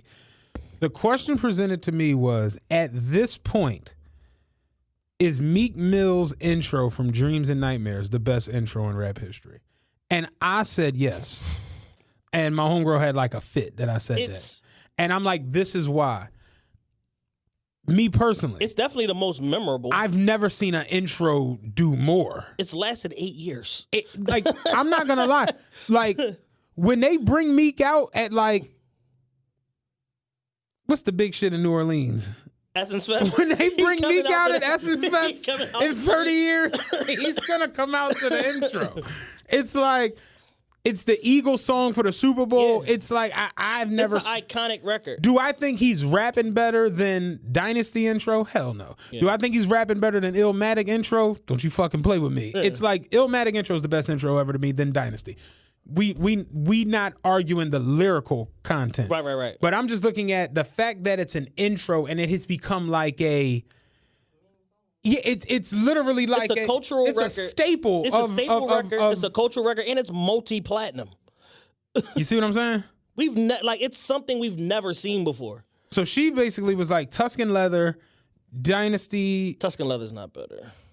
I think it's his best intro. Yeah, it's Drake's best intro, but it's not better than Dreams and Nightmares. I think Dreams and Nightmares is the best intro ever. Yeah, I mean, shit. Once you really kind of get into it, I mean. It's at least top 3. What do you with Dynasty and Illmatic? Yeah, Dynasty. I mean, not Illmatic, Stillmatic. I didn't mean to say Illmatic. I meant to say Stillmatic intro. Yeah, Dynasty is because when I first heard Dynasty intro, I was just like, "What the fuck?" Like it blew my mind the first time I heard it. Dynasty intro. The beat was awesome. Yeah, and the shit that he came in saying.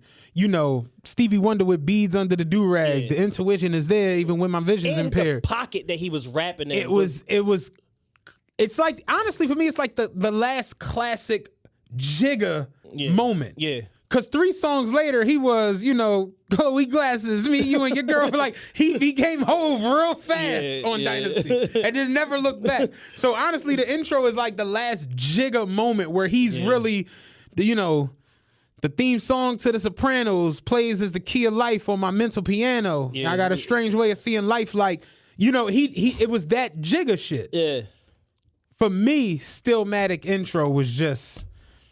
The feature opens with this young black child, finger scratch, cigarette burns on the sofa, turning the TV down. On that while Mary Jane Girls 45 playing, soft in the background, food from C-Town, mornings was hash browns. Like, Nas' Stillmatic intro was, like, you ever see Umar where he, like, that's Nas' dance. Who hit me up the other day? Tank hit me up the other day. He was in the airport. He's like, yo, he's like, ain't this your man right here? He was like the bull, the pro-black bull. I was like, oh, Umar? He like, yeah, he was on my flight. Like, no, you playing games. You got to get a pic with Dr. Umar. Yo, you see him, fucking Umar. But no, real shit. 2021, we got to get Umar on the podcast. Yeah, we got to bring Umar up here. And BF. That's going to be blackness overload. Yeah. They're going to arrest us as soon as we walk out the studio. We're going to be a threat to national security with them two on the show at the same time. Yo. BF, I just got the alert earlier. BF is on Clubhouse now. I'm like, oh, God. Oh, wow. But yeah, no, I personally have Meek's intro as the best intro. No, I could roll with that. It's between, for me, it's between that and Dynasty, probably. I'm taking Stillmatic intro over Dynasty. But I'm a Nas, you know how that goes. I'm not mad at anybody that give it to me. You can't be. Like, I'm not mad at any of those 3. Yeah. And like, as far as like the record just has done so much. Even for him, it's done so fucking much. Like I'd say, like when people, this is me though when it comes to intros. And this is why I don't put Tuscan Leather up there. The song is called Tuscan Leather. Right. Like Drake's intro from Take Care is called Over My Dead Body. When I say intro, I mean intro. Dynasty intro. That's what it's called. Yeah. Dreams and Nightmares intro. That's what it's called. Yeah. Stillmatic intro. That's what it's called. Didn't DMX have a real dope intro on one of them records? I feel like maybe the second album. Flesh of Flesh. Yeah. He had a real dope ass intro on that joint. But yeah, no. I at this point, I'm not. And Wayne had a couple crazy intros too. He never had nothing called the intro though, right? I think they was all names. Flying, and then what was the Carter 3 joint? What was the Carter 3 joint? Yeah. What the fuck? I'm drawing blanks today. 3P. You know what I'm saying? That was fire, but it wasn't called intro. Like, so I'm just like, if I have to make a joint, I'm going Dreams and Nightmares, Stillmatic, Dynasty. Meek has the best intro in rap history. Yeah. Like when you can literally like, he makes hundreds of thousands of dollars doing that song. You know what I'm saying? Yeah. Like that one song. Like, you know what I mean? Like you can't take away from that. But like it's one of them things where it's like just rap. You know what I'm saying? Right. Like, right. Like just, and he set a blueprint with that record because you have T Grizzly First Day Out record, which is basically a Detroit flip of Dreams and Nightmares. Yeah. It start off calm, the beat go up. You know what I'm saying? Like JT's First Day Out, same thing. It's all a play off of Dreams and Nightmares. T Grizzly has a song with Meek actually. I forgot what it's called. Beef. No, it's some other shit. It's because he was like only street nigga who made more money in the D was Meech. Only nigga out with a song harder than me is Meek. And he was talking about Dreams and Nightmares intro being harder than First Day Out. Yeah. Lions, Tigers, and Bears, I think is the name of the song. Oh, they got another record together? I think that's the name of it. I just remember the Beef record because I was in LA and I was in fucking Playhouse, which is basically the trap. The club is like the trap.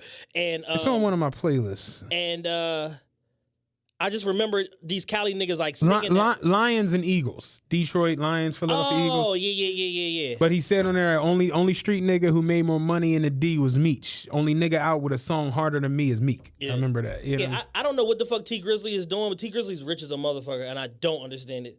Like, and I know people that met him, they like, P&B, and they said that this nigga just has everything. Like they like his house is like 20,000 square feet. I will never forget somebody was like, T Grizzly make music for niggas who drop ice on the floor and then kick it under the refrigerator. I will never get over that. Like every time I think about him, that just pops into my head. Kick it under the refrigerator. Like, dog. But First Day Out is on like every playlist I have for the gym. It's one of the best records ever created. For sure. For sure. Like every line on there was a great line. Yeah. This SK get to shaking like it's something wrong. Like that shit was fantastic. That's a great fucking record. Yeah. Shout out T Grizzly.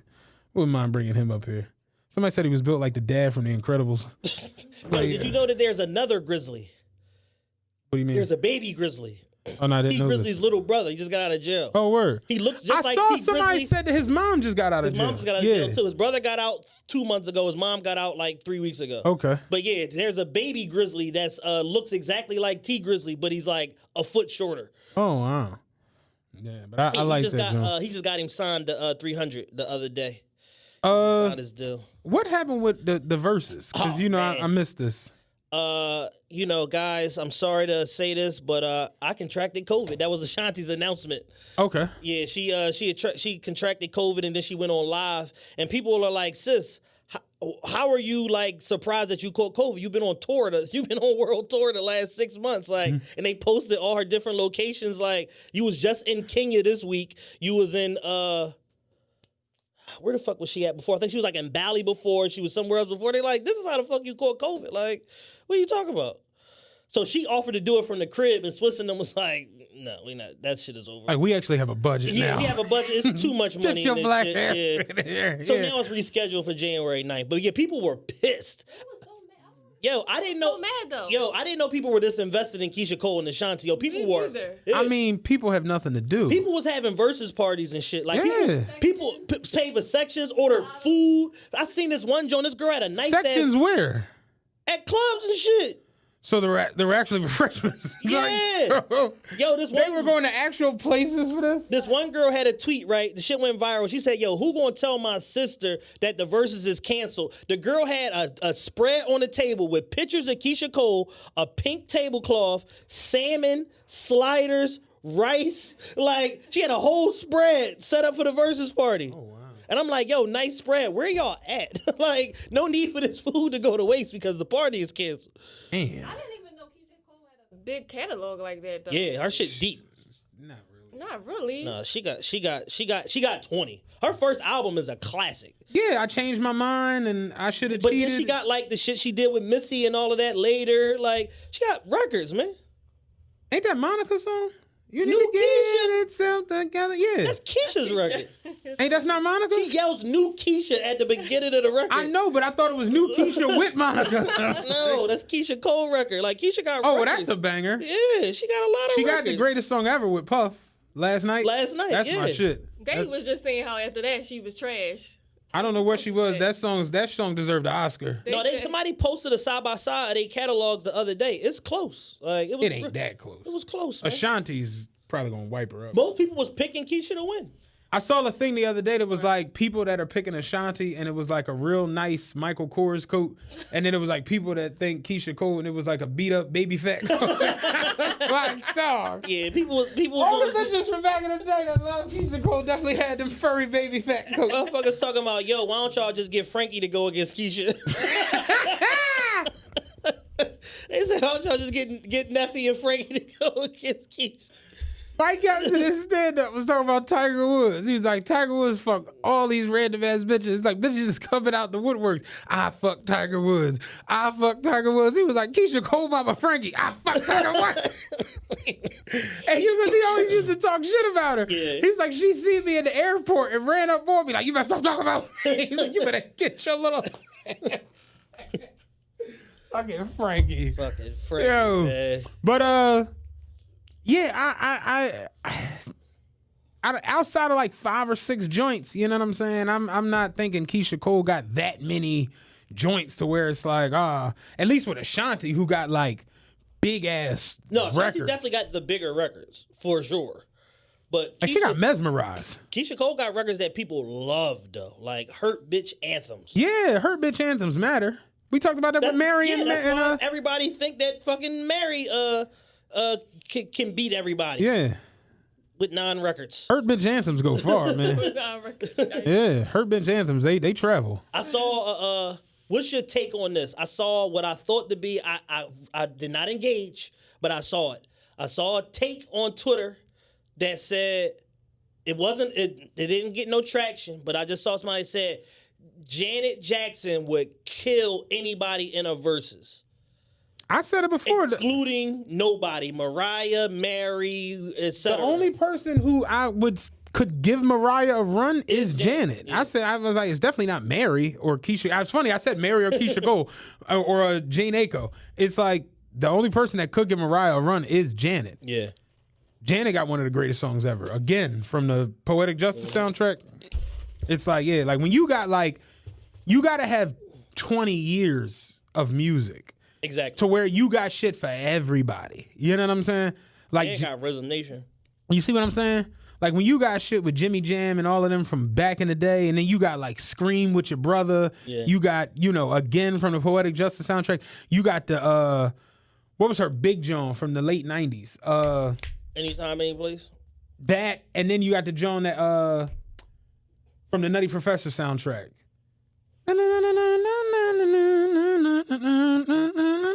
I can't remember the fucking name of it. Doesn't really matter. Doesn't really matter. You got all of those type records. Then you got like, what was the big shit with Busta Rhymes? What's it gonna be? And all like you got like decades worth of music. You know what I'm saying? Fucking all right. So this is Janet Jackson Essentials playlist on Apple Music. Then when fucking your mom burned you with the iron, people gonna feel sympathetic and shit. You know what I'm saying? Just real quick, this is her Essentials playlist on Apple Music. What have you done for me lately? That's the way love goes. That's the way love goes. Together again, all for you, which is my shit. Rhythm Nation, Nasty, If, Love Will Never Do Without You, Runaway, Escapade. I don't know what Escapade is, but it's on Rhythm Nation album. Let's Wait a While, Fire. Yeah.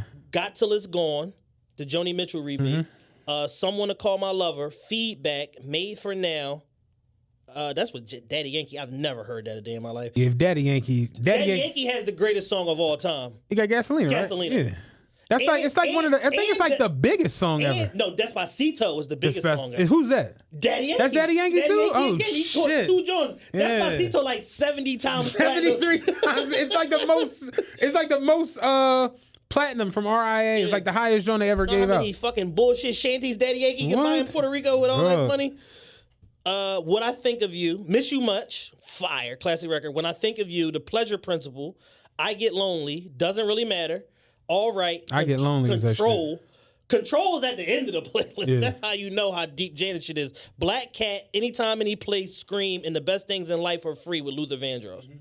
Yeah, Janet shit serious. She got 20, 30 years worth of shit. You know what I'm saying? Yeah. Like you gotta have that though for like a Mariah battle. Like the somebody the other day had mentioned the Verzuz to me, and I was just like, wait, what? Like, cause they be ridiculous. You know what I'm saying? Boys the Men versus Color Me Bad. Somebody said something the other day. It'll come to me eventually. I can't even think about it right now. Milli Vanilli versus Casey and JoJo. Yeah, just stupid shit. You know what I'm saying? But I didn't know that. I honestly forgot that the Keyshia Ashanti thing was even happening. I was totally not invested in it. That was the one he mentioned. If they was somehow able to pull 50 Cent and Ja Rule to do the verses, what happens? And I'm like, look, I'm gonna keep it a buck with you, yo. I know we love Get Rich or Die Trying and shit, but I'm like, Ja got more like top 40 hits than a lot of your favorite artists. After the massacre, it started getting like a little shaky for Curtis. And not even like saying after the massacre, even when you look at those, like, you look at 21 Questions. That was the number one. It's a big record. You know, him asking the chick, will you be there when I'm in jail? Ja got put it on me. Yeah. And I'm just like, when 50 tried to get Gully and go play Hustler's Ambition, Ja got New York. 50 tried to go old school and play How to Rob, How to Kill, Ja got Holla Holla. I'm like, and then once you talk, and he got the remix with Jay on. Once you talk all of those, Ja got a 8 or 9 song stretch where you talking about Living It Up with Case, Every Little Thing That You Do with Christina Milian, I'm Real with J-Lo, Mesmerized with Ashanti, Always on Time with Ashanti. I'm like, that nigga got a stretch of smash fucking records. So I'm like, I'm keeping a buck with you. Ja might win that battle. No, Ja might win that and get clapped in the parking lot. Hey, somebody gonna get clapped and stabbed in. Like, you know what I'm saying? Like, yeah, no doubt. But the battle, 20 records, I'm like, 50 got heavyweight songs. Like, you know what I'm saying? But I'm like, he tried to get cute and play, Candy Shop with Olivia. Ja come right back. must be the ass. Like, you know, like it's the truth. He just got so many of those joints where it's like, 50 get cute and try to play girlfriend with Sierra. Ja come right back with another J-Lo record. Are you Ellie? It's just them Jones ring out. He just got a lot of fucking it's records. Just Ja, and he's ridiculous. Yeah. So we don't take him serious. And then he had that Milwaukee Bucks moment. So it's like, it's just Ja Rule. You know what I'm saying? But Firefest. the records are Firefest. Holy shit. Firefest has like 9 documentaries. I'm like 50, you know, he go into some, you know, 50 is the future shit. I'm like, dog, like, I don't know if y'all remember, Ja on Hard Knock Life too. Ja got Can I Get Her? You know what I'm saying? Like, he got a lot of joints. He on Grand Finale. Yeah. Like, Ja got a lot of fucking records. And like we always talk about, people at the end, you might not get seen as this person because of, like you said, Fire Festival and all this other goofy all of the ass shit. other shit gets amplified around you as opposed to like, let's just focus on the music. Right. Exactly. And it's just like, I'm like, it would be a good Verzuz to see John 50. It would probably break the record for every fucking Verzuz that they've ever done. Yeah, it would smash it. You talk about a Verzuz party. Nigga, it's going to be refreshments everywhere. I'm renting a movie theater. Yeah, it's going to be refreshments everywhere. But I'm like, it wouldn't shock me to see Ja take that. Just because the records that 50 has, while they are huge, you know, out of this world records like Disco Inferno and In the Club and Wanksta and shit like that, I don't think people really... those records are like stick to the rib records. Like, they were good records for the time. We had this argument when we talked about Nelly and Luda. Yeah. And it's just like, like 50s, I can't remember the last time I heard In the Club. You know what I mean? Like, I can't remember the last time I heard, what was the big single from Massacre after Candy Shop? Disco Inferno? No. The one where he had the white bucket hat. Just a little bit? Just a little bit. I can't remember the last time. I actually still like that record a lot. I loved it, but I just... hate Candy Shop. I can't listen to it. Just a little bit is fire. You know what my favorite 50 Cent song is? Outside of Hustler's Ambition. That's my shit. You know what my... It's so embarrassing to say this. Window shopper. I don't know what the fuck it is about that record, but if I'm in a car, like, I get a little I slouch a little bit in the car. Turn into Project I Mac. get cool as shit. That record was everything. Summertime, white Porsche Carreras, milky. I'm on the grind, let my paper stack, and I'm filthy. No, 50 had Funny the how formula niggas for a minute, man. that was the shit. For about 3 years, 50 had the formula. Me and Dickie used to always say 50 was a flow master. He had like the best flow in rap for a little second. Yeah. Remember the 1 2 3 remix to I Get Money? Come on, man, I'm hot now, top down. Drop now, I got style. Been around the block, pal. Imagine what I got now. The Bentley, the Ferrari, maybe the Bugatti, Ranger, Maserati. He just had that shit. And it was like, you know, he got so seductive with Yayo. He made that a hit. Yeah. That goofy shit was going on. Like, yeah. But no, I wouldn't be shocked to see. Once Ja start hitting with those, he got... you know what we didn't talk about, though, with 50? He got them game records. That's what I was going to say. You have to go. Like, how he always be like, I could get him the game because I was so hot. He would need them in a battle. He would need them in a battle. Where did you stand on the 50 and T.I. battle? Ja got the Bobby Brown John. That's my shit. Like, Thug Lovin'. Bobby all Brown I need is a stage, God. Bobby jumped off the copter into the karate kick. I posted that video because, you know, I haven't had fried chicken in 2 years. Through like the Really? through the weight loss shit, I stopped eating shit. But I wanted Popeyes the other day. Like, I was fiending for it. I was like, I haven't had fried chicken in like 2 years. I want that shit. So I posted that video. It was like, this is me going back into Popeyes for the first time. And he did the karate kick. Like, I know y'all getting bombed. Like, dog, he got that joint. Like, he got a lot. But what were you about to ask me my take on? Oh, remember when T.I. kept calling out 50 and he was trying to do the verb? Where did you stand on that? Because I had 50 power washing him. Yeah, when's it? Too many, like that. We always, it's, I look at 50 the same way I look at Nelly. While you are, as far as sales, probably the biggest artist from your era, I don't think you have the records that like stick the way T.I.'s ASAP stuck, or the way You Don't Know Me sticks, or the way What You Know About That still lingers around. Like how you talked about Swagger Like Us. Huge record. But out 2 years later, it was like... This is junk. They performed it at the Grammy. They performed that record at the Grammy. It won a Grammy. Best rap collaboration. It won a Grammy. But it's just like after 2-3 years, it was like no one wants to hear this shit anymore. But T.I. got records that like they're just always gonna stick. Yeah, and I look at 50, it's like 50 got maybe like 4 or 5 that just stuck around records, and 2 of them not even his. I think he got like 6 or 7 that are just guaranteed you can't beat them. Wankster, you're not. Wankster's one of his best records. You're not beating Wankster. You're not beating Go Shorty, It's Your Birthday. I was about to say you're not beating I Get Money. You're not beating I Get Money or the remix. Well, he's not gonna play the remix. You can play either one. But you ain't beating I Get Money. You're not beating Hate It or Love It. What was the other game record? This Is How We Do. You could get past that. You could get past that. You're not beating Just a Little Bit because Scott Storch beat Manny Fresh with Just a Little Bit. And there's maybe 1 or 2 other ones in there somewhere. Maybe the So Seductive record or one of the G-Unit Beg for Mercy records. No, What Up Blood. You're not beating What Up Blood ever. People can beat that. You can't beat that. T.I. can beat that. You can't. With what, ASAP? No, or like one of them records? I don't got him. Like if T.I. was to throw out like a Rubber Band Man, he could get past that. Rubber Band Man's not beating What Up Blood. It could get past that. Yeah.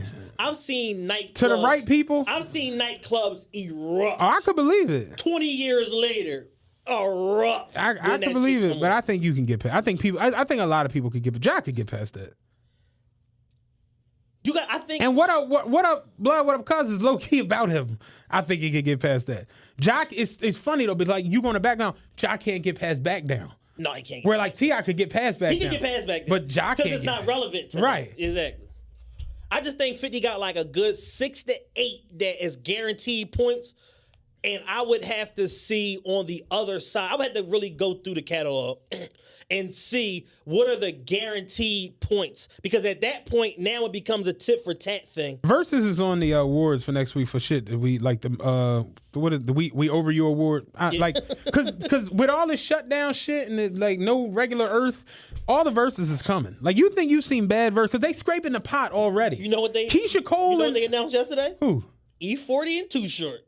Nah. I promise you. It's next week. Oh wow. Oh wow. Oh wow. I'm not all the way mad at that because I can understand it's for a certain population of people. Right. Yeah. I don't give a fuck though. Like, and I love both of them as people. I don't want to hear their music in 2020. Like, let me know when y'all both go back and forth with your Lil Jon records. Right. And, like when you where's that stretch? With that stretch where you play hyphy and he plays Tell Me When to Go. Tell Me When to Go. Tell Me When to Go and you play Blow the Whistle. Blow the Whistle. Let me know when y'all. Yeah. And you better have Keek the Sneak there. You know what I'm saying? Keek the Sneak in a wheelchair. King of the Super Duper. Happy. That was my. He's in a all up in your wife. You ain't got it. Yeah, you ain't got it. Let me. From the fate of the A. Keek the Sneak was killing that shit. Y'all know what I'm saying, man? Shout out Keek the Sneak. Nigga said 1800 Jose Cuervo, man. Yeah, that I mean, know what I'm saying? Yo, that was a great record. That was my ringtone. Dog. Dude, that was my shit. Go stupid. Go dumb. 40 said, I ain't got dreads, but I'm thinking about growing some. That was the shit. You 50, 40. He was 50 then. That was a decade ago. Nigga just grew some dreads at 50. 40 rich as fuck. 40 got a special seat at the Golden State games. You ever see his chairs? Yeah. He got the joint on the angle and shit. Rich as fuck. You ever heard a story about him and Biggie? Oh yeah, he booked Biggie for a show. He was gonna smoke him. Pulled the Kevin Gates. Yeah. Book you for a show and get you showed. Yeah, like real shit. That should be a good joint though. They got tons of shit. Yeah, no, they got 30 years worth of music each. Yeah, tons of up there Oakland shit. You know what I'm saying? I think a battle like that would be better than people would think, but I think the general public is not interested. No, that's what I'm saying. But that's where it's like they're scraping the pot as far as like because the big artists have established they're not doing it. Wayne not doing it. Drake not doing it. Jay not doing it. Yeah, people talk about Kanye not doing it. People talk about Lil Wayne doing a verse. I'm like, yo, Lil Wayne doesn't know how to work a computer. Like, you know, for all intents and purposes, like I don't think 50 gonna do one. I don't think who else? Nicki Minaj not doing one. No. You know, like all the big dogs have established they not doing it. So it's like, you know, the Naughty by Nature and EPMD versus is coming. You know what I'm saying? Like, what was the show that they said they was CNN versus the Dog Pound? Oh Lord. I said, yo, the Dog Pound had one album. All that shit that came out on Koch don't count. Dog Food is the only Dog Pound album I acknowledge. They're gonna be out there playing shit like Real Soon and all of the reunion shit. You know what I'm saying? Like real talk. Cali is active. Cali is active. What you know about that? You know that's real shit. I bang with thugs. I hang with. That was the shit. The playing shit off Corrupt's fucking corruption album. CNN would wipe the floor with them. They would kill the Dog Pound. I know this not gonna happen. Once they play Invincible, it's over. I know this wouldn't happen, but if Drake was to go against somebody, who would y'all think he could go against? Kanye. It's the only person. It's the only person that makes sense.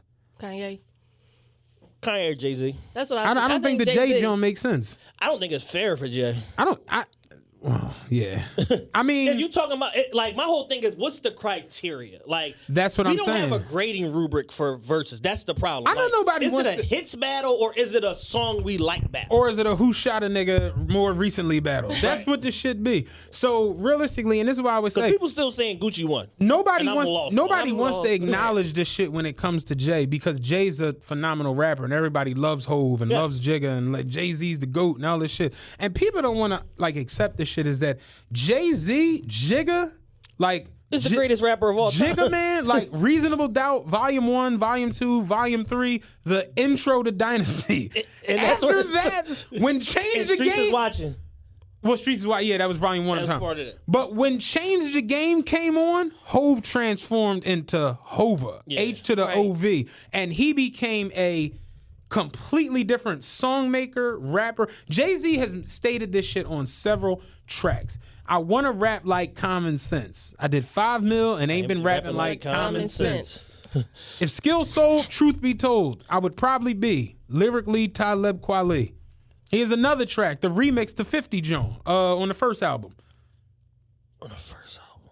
Dun, dun, oh, dun, if I can't do it. If I can't do it, Jay-Z said.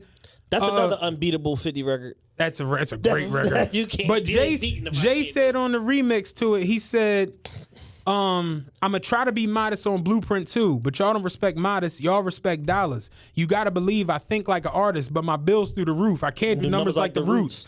Jay changed everything about the way he was making music and rapping. Yeah. So it's like, when it comes to that pop crossover shit, he's doing shit like Crazy in Love and all of them type records. And if you put that shit up against Drake, Jay loses 20-0. Right. So it's gonna have to turn into I really had 92 bricks on 560 State Street battle where it's like, oh no, Drake can't beat Feeling It. Drake can't beat Allure. You know, all of them type records. So it's like at that point, who even wants to watch that battle? Who wants to watch Jay-Z perform Dead Presidents and Drake do Controller? Who the fuck wants to watch that?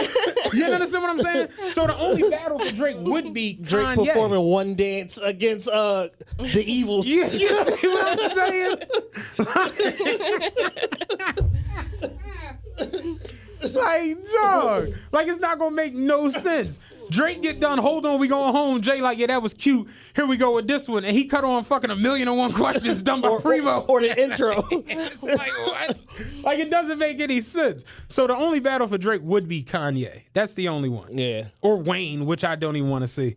But for Jay, it would probably be the Nas joint. Because it's like Nas can go into that pocket. I'm gonna say he has them records. He has new shit. He has old shit. He has shit he tried that didn't work. I'm going to say this. If Cortez not picking Wayne records, I don't never want to see Wayne in the Verzuz. Like, if Cortez or Mac Main don't handcraft the list. Because Wayne will get in there and do the joint he did with Wyclef. Wayne will play. In a heartbeat. Sweetest Girl. Wayne will play the whole I'm Not a Human Being Wayne.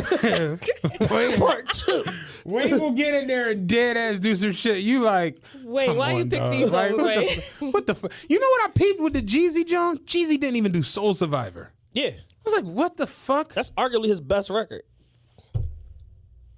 Like, huh? He ain't had to though, to be honest. You know what else he didn't do? He didn't do Hood Nigga remix with Gorilla Zoe. He didn't do Hood. Did I ever tell you I have a Gorilla Zoe story? The year was 2004, 3, whatever the fuck year Gorilla Zoe was popping, whatever. I was dealing with this shorty from out the county and shit. So normal Friday night. I'm chilling. I'm in the crib. I feel like I've never told this story. I'm chilling. Phone ring. It's like 1 a.m. Shit, it's her. You know, it ain't odd and shit. Yo, what's up? Yo, where you at? I was like, I'm in the crib. Why? What's up? You trying to link? You know, like that was the relationship we had and shit. Yeah. And she was like, yeah, I was calling to see if you had some weed. Like, I need some weed. Now, at the time, I think you told me this off. Yeah. I was involved in some marijuanas. You know what I'm saying? Going on. Yeah. So that wasn't odd for somebody to say that to me, but it was odd for her because she don't smoke weed. So I'm just like, and I've been around her now for like months. So I'm just like, what the fuck do you need weed for? She was like, oh, we leaving this after party. I'm with Gorilla Zoe and his homie. They need some weed. And I was like, who the fuck is Gorilla Zoe? Gorilla Zoe and his homie is hilarious. I'm like, who the fuck is Gorilla Zoe? She was like, you know, Gorilla Zoe, beat steady knocking, whole club rocking, middle of the stage. I'm like, yeah, I'll call you back. I'll call you back. This bitch performed his jingle on the side. I know he was sitting there like, she gonna suck this whole dick tonight. I was like, what the fuck, man? She performed that shit on the phone. Like, and I'm like, I wasn't asking who he was. Like, I didn't know who it was, bitch. Right. I'm like, why the fuck are you calling? Why are you with him? Why are you calling me and telling me this? Do you got some weed? I'm with Gorillas over his homie. Like, so basically you about to get party is what you're telling. You see what I'm saying? Our relationship never recovered. there's what shit never rebounded. In relationships, there's what I call uh-oh moments. that would be one of them. All right, real quick, let's get away from this versus garbage shit. I want to talk about the rappers getting locked up, man, and all of this shit going on with Vlad, if we can. I don't know if we're going to have time to do both. We got about 16 minutes. No, we got a little bit more time, don't we? About 16 minutes. So we got to pick one. You want to flip a coin? I just don't understand why people are mad at Vlad. And Vlad, to me, when I see Vlad interviews, they don't be as far off as people like to make it seem. Yeah, people take a lot of stuff out of context. They leave out like the before and after of certain stuff to try to make it seem like. No, I'm saying like it don't even be like Vlad be crazy digging. Like the same way motherfuckers go on Breakfast Club or come up here or go on Ellen or wherever the fuck they go and they like, so what's been up with you? Be like, oh man, you know, just working. No, they be like, I'm working, you know, putting together some music, you know. Focus on being a dad. You know, I just had my daughter. You know, life is good. And oh, great. They go on Vlad and Vlad like, so what's been up with you? Be like, I just shot 3 niggas. When the last time I see you May, right? I shot a nigga the next weekend, so you didn't even know about the one I shot because I had just left. like, that's how the interview be. Now, I've seen him where he does get kind of like, you know, diggy. He for me, what it is like how you just talked about Akademiks, where you're intelligent and you know you can dance verbally, and other people probably can't do that, to where people don't really think about all the angles before they speak, or, you know, understand what they saying or who they saying it with. And it's fucked up, but let's just keep it a buck. A lot of rappers really are like senseless. They really don't have like good people around them. 4th grade dropouts. Jay-Z goes into an interview. That's the one thing I give him that. We go into an interview. These are the list of things you can't bring up. If you bring them up, the interview is over, you getting sued, and you never interviewing anybody else. And Tata gonna beat you the fuck up. And you getting maced. And the president, Tata get the pepper spray. And the vice president of Rock Nation is gonna beat you the fuck up. You getting maced. You know what I'm saying? So it's like you have to understand that. When it comes to the Vlad Jones, it's like, he literally like, so yeah, you know, What crew do you represent again? And is she on you to just be like, nah, I don't represent no crew? Yeah. Is he got an interview with a bull? I forgot. PB Longway. Dark-skinned boy with a bunch of gold in his mouth. PB Longway. He got a joint where Vlad like, yeah, so I see you got a lot of blue, man. Like, you a Crip, right? He was like, nah, this color blue just cool. Like, it's a cool color. Cool color. You know what I'm saying? He's like laughing and but it's like, nah, like, it's a cool color. What the fuck are you talking about? Like, he was like MPA. Doesn't that stand for money, pounds, and ammunition? He said, no, money, power. Yeah. He's like, no, you sure it's not? No, power. The whole interview, he just danced around everything Vlad saying. It's just like, yeah, if you a real live gangster, I'm not about to indict myself on camera. Bruh, you know what I'm saying?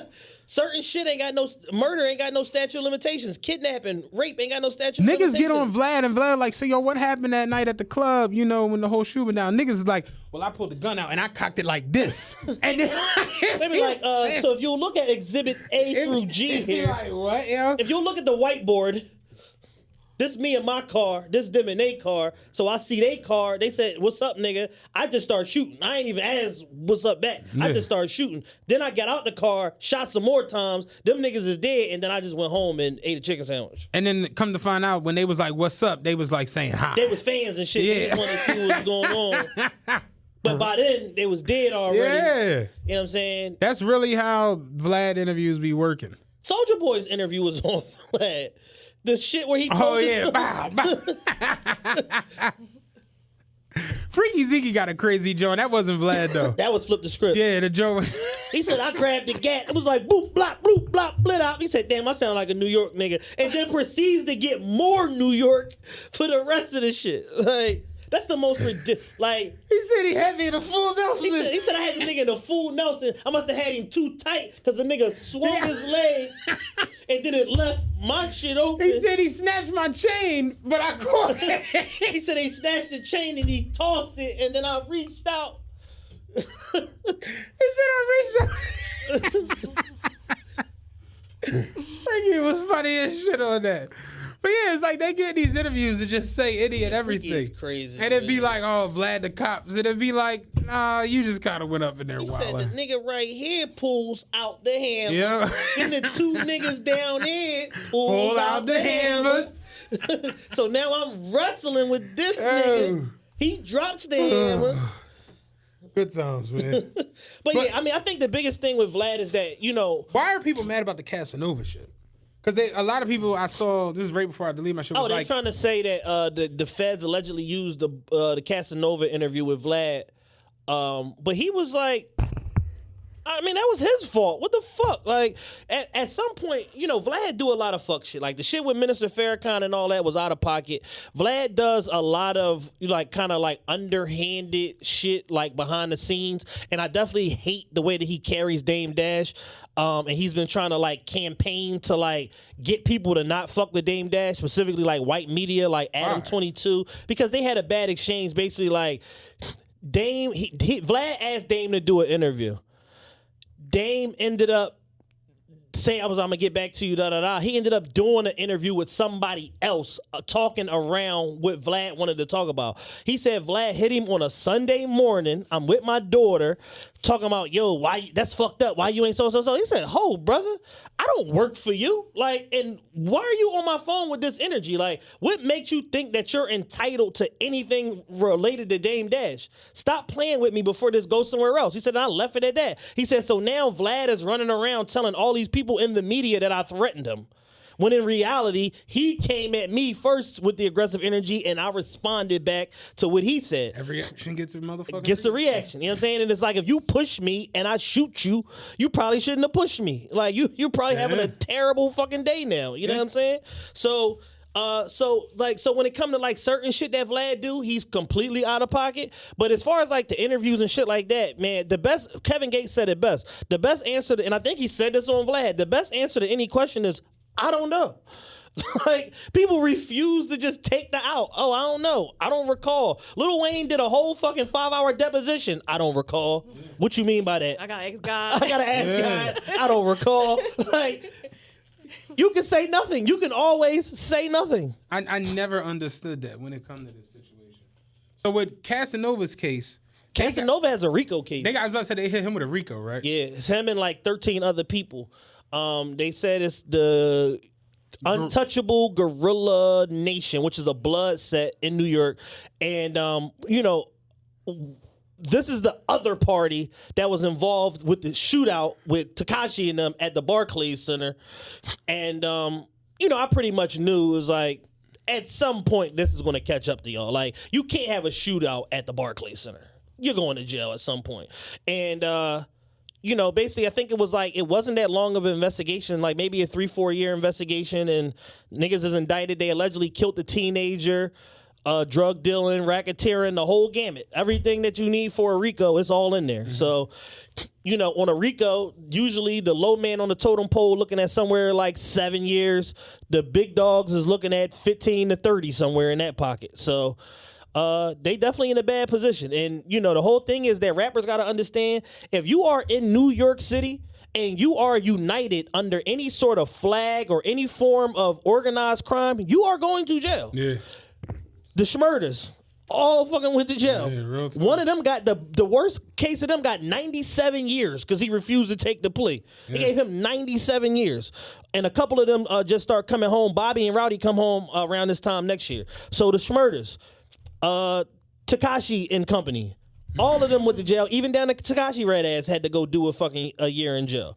It goes back to that Vlad shit though. It's like for you to get up there and say stupid things and answer stupid ass questions instead of just being like, I don't know. Casanova flat out said like, I stabbed like 7 niggas in jail. Dog. Like, that's the content of the interview. Why would you say that in front of a camera? Dog.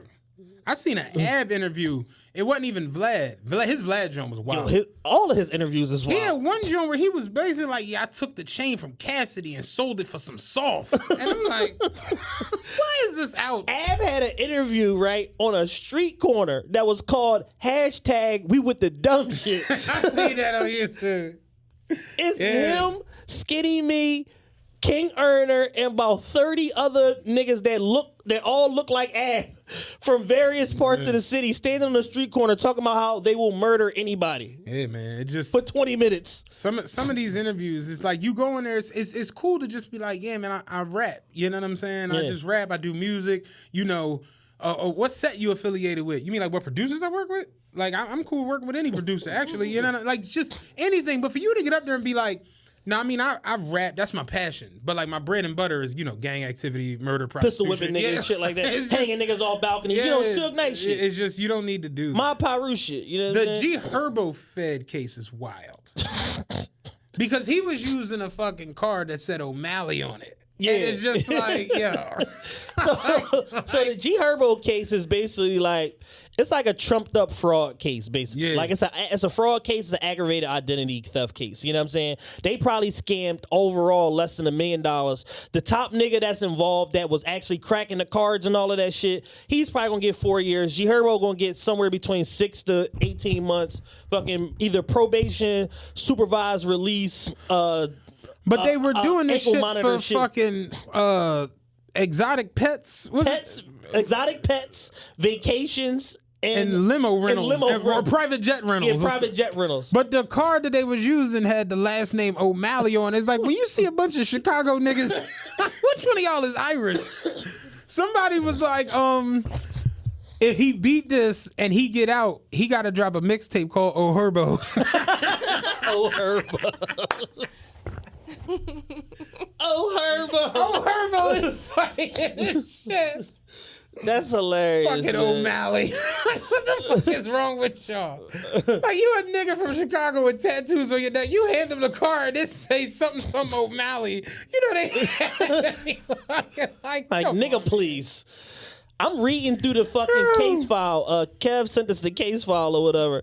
I'm reading through the case file, and the shit basically says like they bought a $20,000 dog over the phone with a credit card. And I'm just like, that's y'all stupidity for selling them the fucking exotic dog breeder. You selling them $20,000 dog over the phone. It's crazy to think of how different fraud is now when it comes to that shit. Because you know what I watched the other day for the first time in like 15 years? I watched Mo Money. Oh, yeah. With Damon Wayans and Marlon Wayans. And it's crazy because it made me think about when my mom and my dad used to use their credit cards in front of me back in the day. They would put that shit in the machine, swipe it left, swipe it back up. Take an imprint of the card. And then they would just sign it. That shit don't go through for 4 weeks. You home with your shit, safe as hell. Like, dog. Like, it was no electronic shit. They just used to take like a, remember like the receipt books where it's like a pink sheet, yellow sheet, white? They used to do that with the credit card. Yeah. We'll put that shit in at the end of the month. Like, you can know now by the time you get out the store, somebody use your card. Dog. Yeah. Dog. Straight up. I remember one day I went to, it was funny as shit. I went to Mod Pizza in Cherry Hill, New Jersey. Then I went to what's the shrimp joint? Redstone, Plymouth Meeting to get some shrimp. I got pizza from Mild in Jersey. Then I got shrimp from Redstone in Jersey. I mean, in Plymouth Meeting. Then I went to Fire Point out Granite Run to buy this nigga scamming. To buy some carrot cake. My bank called me like, is your card lost? I'm like, no, I'm just on some grease. No, I'm on tour right now. Mind your Yeah, business. they like, nigga, what the fuck you got? Because this shit hit 3 different fucking places that fucking fast. They like, day. that's how. I remember when we had the bar, when we had after midnight, I used to go to Jersey and buy liquor. Bar owners don't do that. It's illegal. But I used to go We used to do it. We used to do it at Camden. No bullshit. We used to do I the used to same go to thing. Jersey and buy liquor. So every time I would go and use my fucking debit card from Wells Fargo, they would block my card. And every time it was at like 7 at night. And I'm like, yo, I'm calling Wells Fargo like, yo, what y'all don't understand is that where I'm at in Philadelphia in Southeast PA, I can end up in Delaware or New Jersey in 15 minutes. Yeah, real shit. Very easily. So it's like, yo, if y'all see me operating within this tri-state region, you probably shouldn't block my fucking cards, yo. Every fucking time, block. Like they would block my transaction every fucking time. When we went to the Bahamas, we got off the boat, got off into Nassau. I went to buy like a hat, use my debit card. That shit was like, it wouldn't go. It didn't say approved. Yeah. Literally 10 seconds, my phone rang. I'm like, hello? They're like, where you at? I'm like, man, I'm in Nassau. Open the goddamn card. Open the card. Open the goddamn card. So it's like, yeah, that fraud shit worked way. You got to be a mastermind now to pull that shit off. Yeah. It ain't like back in the... You know what I saw the other day? I watched Jamila T. Davis on The Breakfast Club. Who's that? She's like the female Wallow from New York. Oh, okay. I think they did a video together before. It's your girl, Jamila T. Davis. You know how it's going down. Like, yeah, she's like the female. She's not as animated as Wallow, but she's like a female Wallow. But she went to jail for like fraud. Yeah. And they gave her like one of the largest sentences in like American history. Oh, shit. Yeah, she got like a 15-year sentence for that shit. It was crazy as fuck, her story. Yo. But she was basically saying on there how she was the it girl for like hip hop and ball players to like give them like A1 credit and all this crazy shit she was doing. She had connects in the fucking credit bureaus that like say you get a deal tomorrow and you a street nigga. Yeah. You get a deal tomorrow, she would do some shit to get you $850 credit. Damn. So you could just go wild the fuck out. Just pay her $5-6 grand, whatever. That's exactly, yeah. So, you know, she was doing all this shit, but then she eventually, it was actually a pretty compelling story and shit. Damn. But I knew something was up because people listened to her on Instagram. Yeah. That's the only reason people listen to people went to jail because they went to jail. Yeah. Like Wallow. Like as good as Wallow is at what he does, people only listen to him because he did a dub. Yeah, if he didn't do a dub, they'd be like, What the fuck is boy talking about? Ain't that fucked up he our had culture? 14,000 followers. Ain't that how fucked up our culture is? Yeah. That's real. Like, you went to jail? Oh, shit. Well, you know, what you doing? That's really how we are. You was in there with Manuel Noriega and shit? What's going on? But, yeah, her story was pretty decent and shit. You know what I'm saying? I always seen her on Instagram and just, like, never really knew what was what and, you know. Yeah. But, yeah, she was saying how she was doing that shit for, like, rappers and a bunch of niggas, street niggas, you know. Like, think about think about how many motherfuckers would tomorrow if you could pay a couple grand to have $850 credit. What? You know what I'm saying? Yeah. But she had motherfuckers in the credit bureaus that was just... Damn. Delete this, change this, fix this payment history. Yeah, he had 2 Bentleys he paid off. You know what I'm saying? Crazy Damn. shit. Yeah, it was a good fucking story. Yeah, I got to check that out. I really got nothing else that I want to chop it about. Tiny Lister died. Rest in peace. Rest in peace to Tiny Debo. Lister. I saw on Facebook the other day, somebody posted a picture that said "Rest in peace, Debo," and it was Steve from Jerry Springer. And I'm just like, see, this is what I be talking about. Rest in peace, Debo. This is what I be talking about with the internet.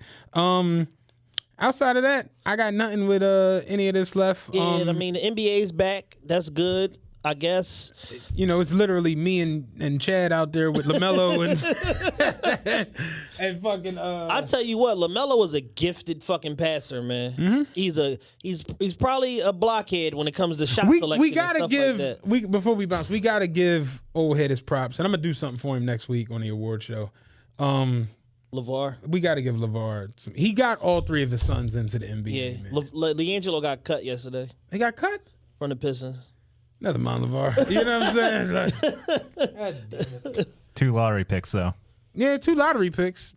That one, number 2 and number 3, right? Yeah, he had 2 top 3 Yeah. picks. Damn, they cut LiAngelo. Yep. I think he gonna land with somebody. If he was in game shape enough to get picked up on an initial run, because he was been picked up like a month ago. So if he was in shape enough to get picked up and he had impressive enough workouts, somebody would pick him up. Even if it's on a 2-way contract, he'd get picked up. So he'd be all right. Damn. What is LiAngelo doing that he can't just... Is he the oldest son or the middle son? Middle. I was about to say, he younger It's than always the middle child. Niggas be counting me out. Like, you know what I'm saying? It's always the fucking middle child. But next week, we got the TRPE awards for the year. Facts.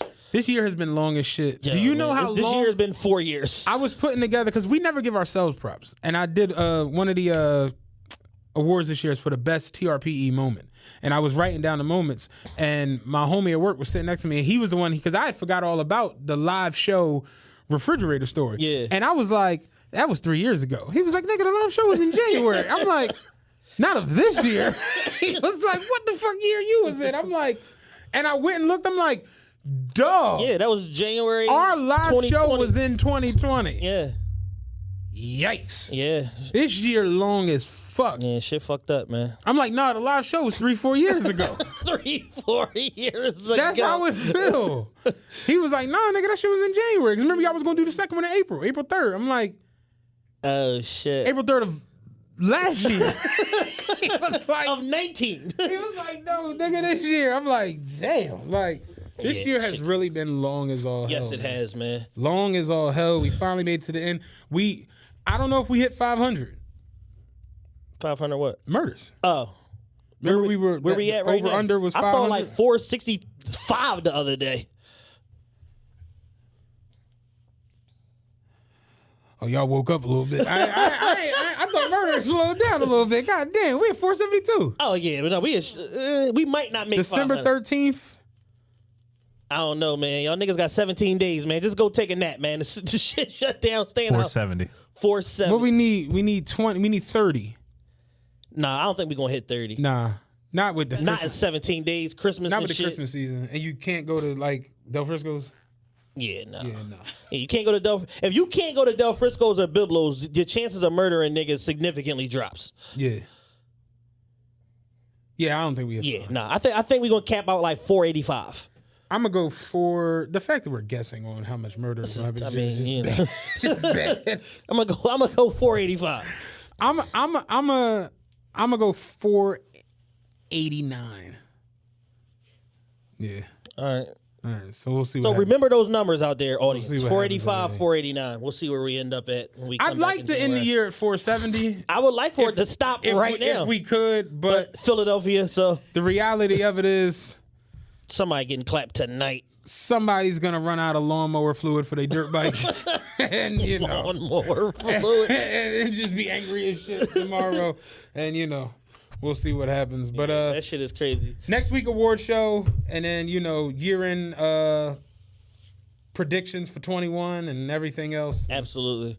Shout out to all of our viewership on YouTube, all of our listenership on Apple, Google Play, Amazon, everywhere else. Shout out to our listeners in Europe on Deezer. And shout out to our TV viewership on NGTV. Once again, we're on Roku right now. We will be added to Apple TV and Fire Stick within the next 7 days. So y'all can catch us on your television now also. And shout out to Vicky, our TV partner from NGTV. We appreciate you. Follow her on Instagram at Vicky, VICKEY_time. And follow the TV network at NGTVP. No, NGTV network. I changed it. Oh, NGTV network. Did a rebrand like us. Yeah, Dan is down there cashing in on one of the 100 favors Noriega owed him apparently. So, you know, we'll be back next week. You know, hopefully no COVID, no gout. Your foot falling asleep on the bus is kind of wild still. It's kind of asleep now. I ain't gonna hold you. You ain't notice I kept lifting my leg up and shit. I don't know what the fuck is going on, man. But yeah, we'll be back next week. You know, Lord willing. I got nothing else. We out. Peace.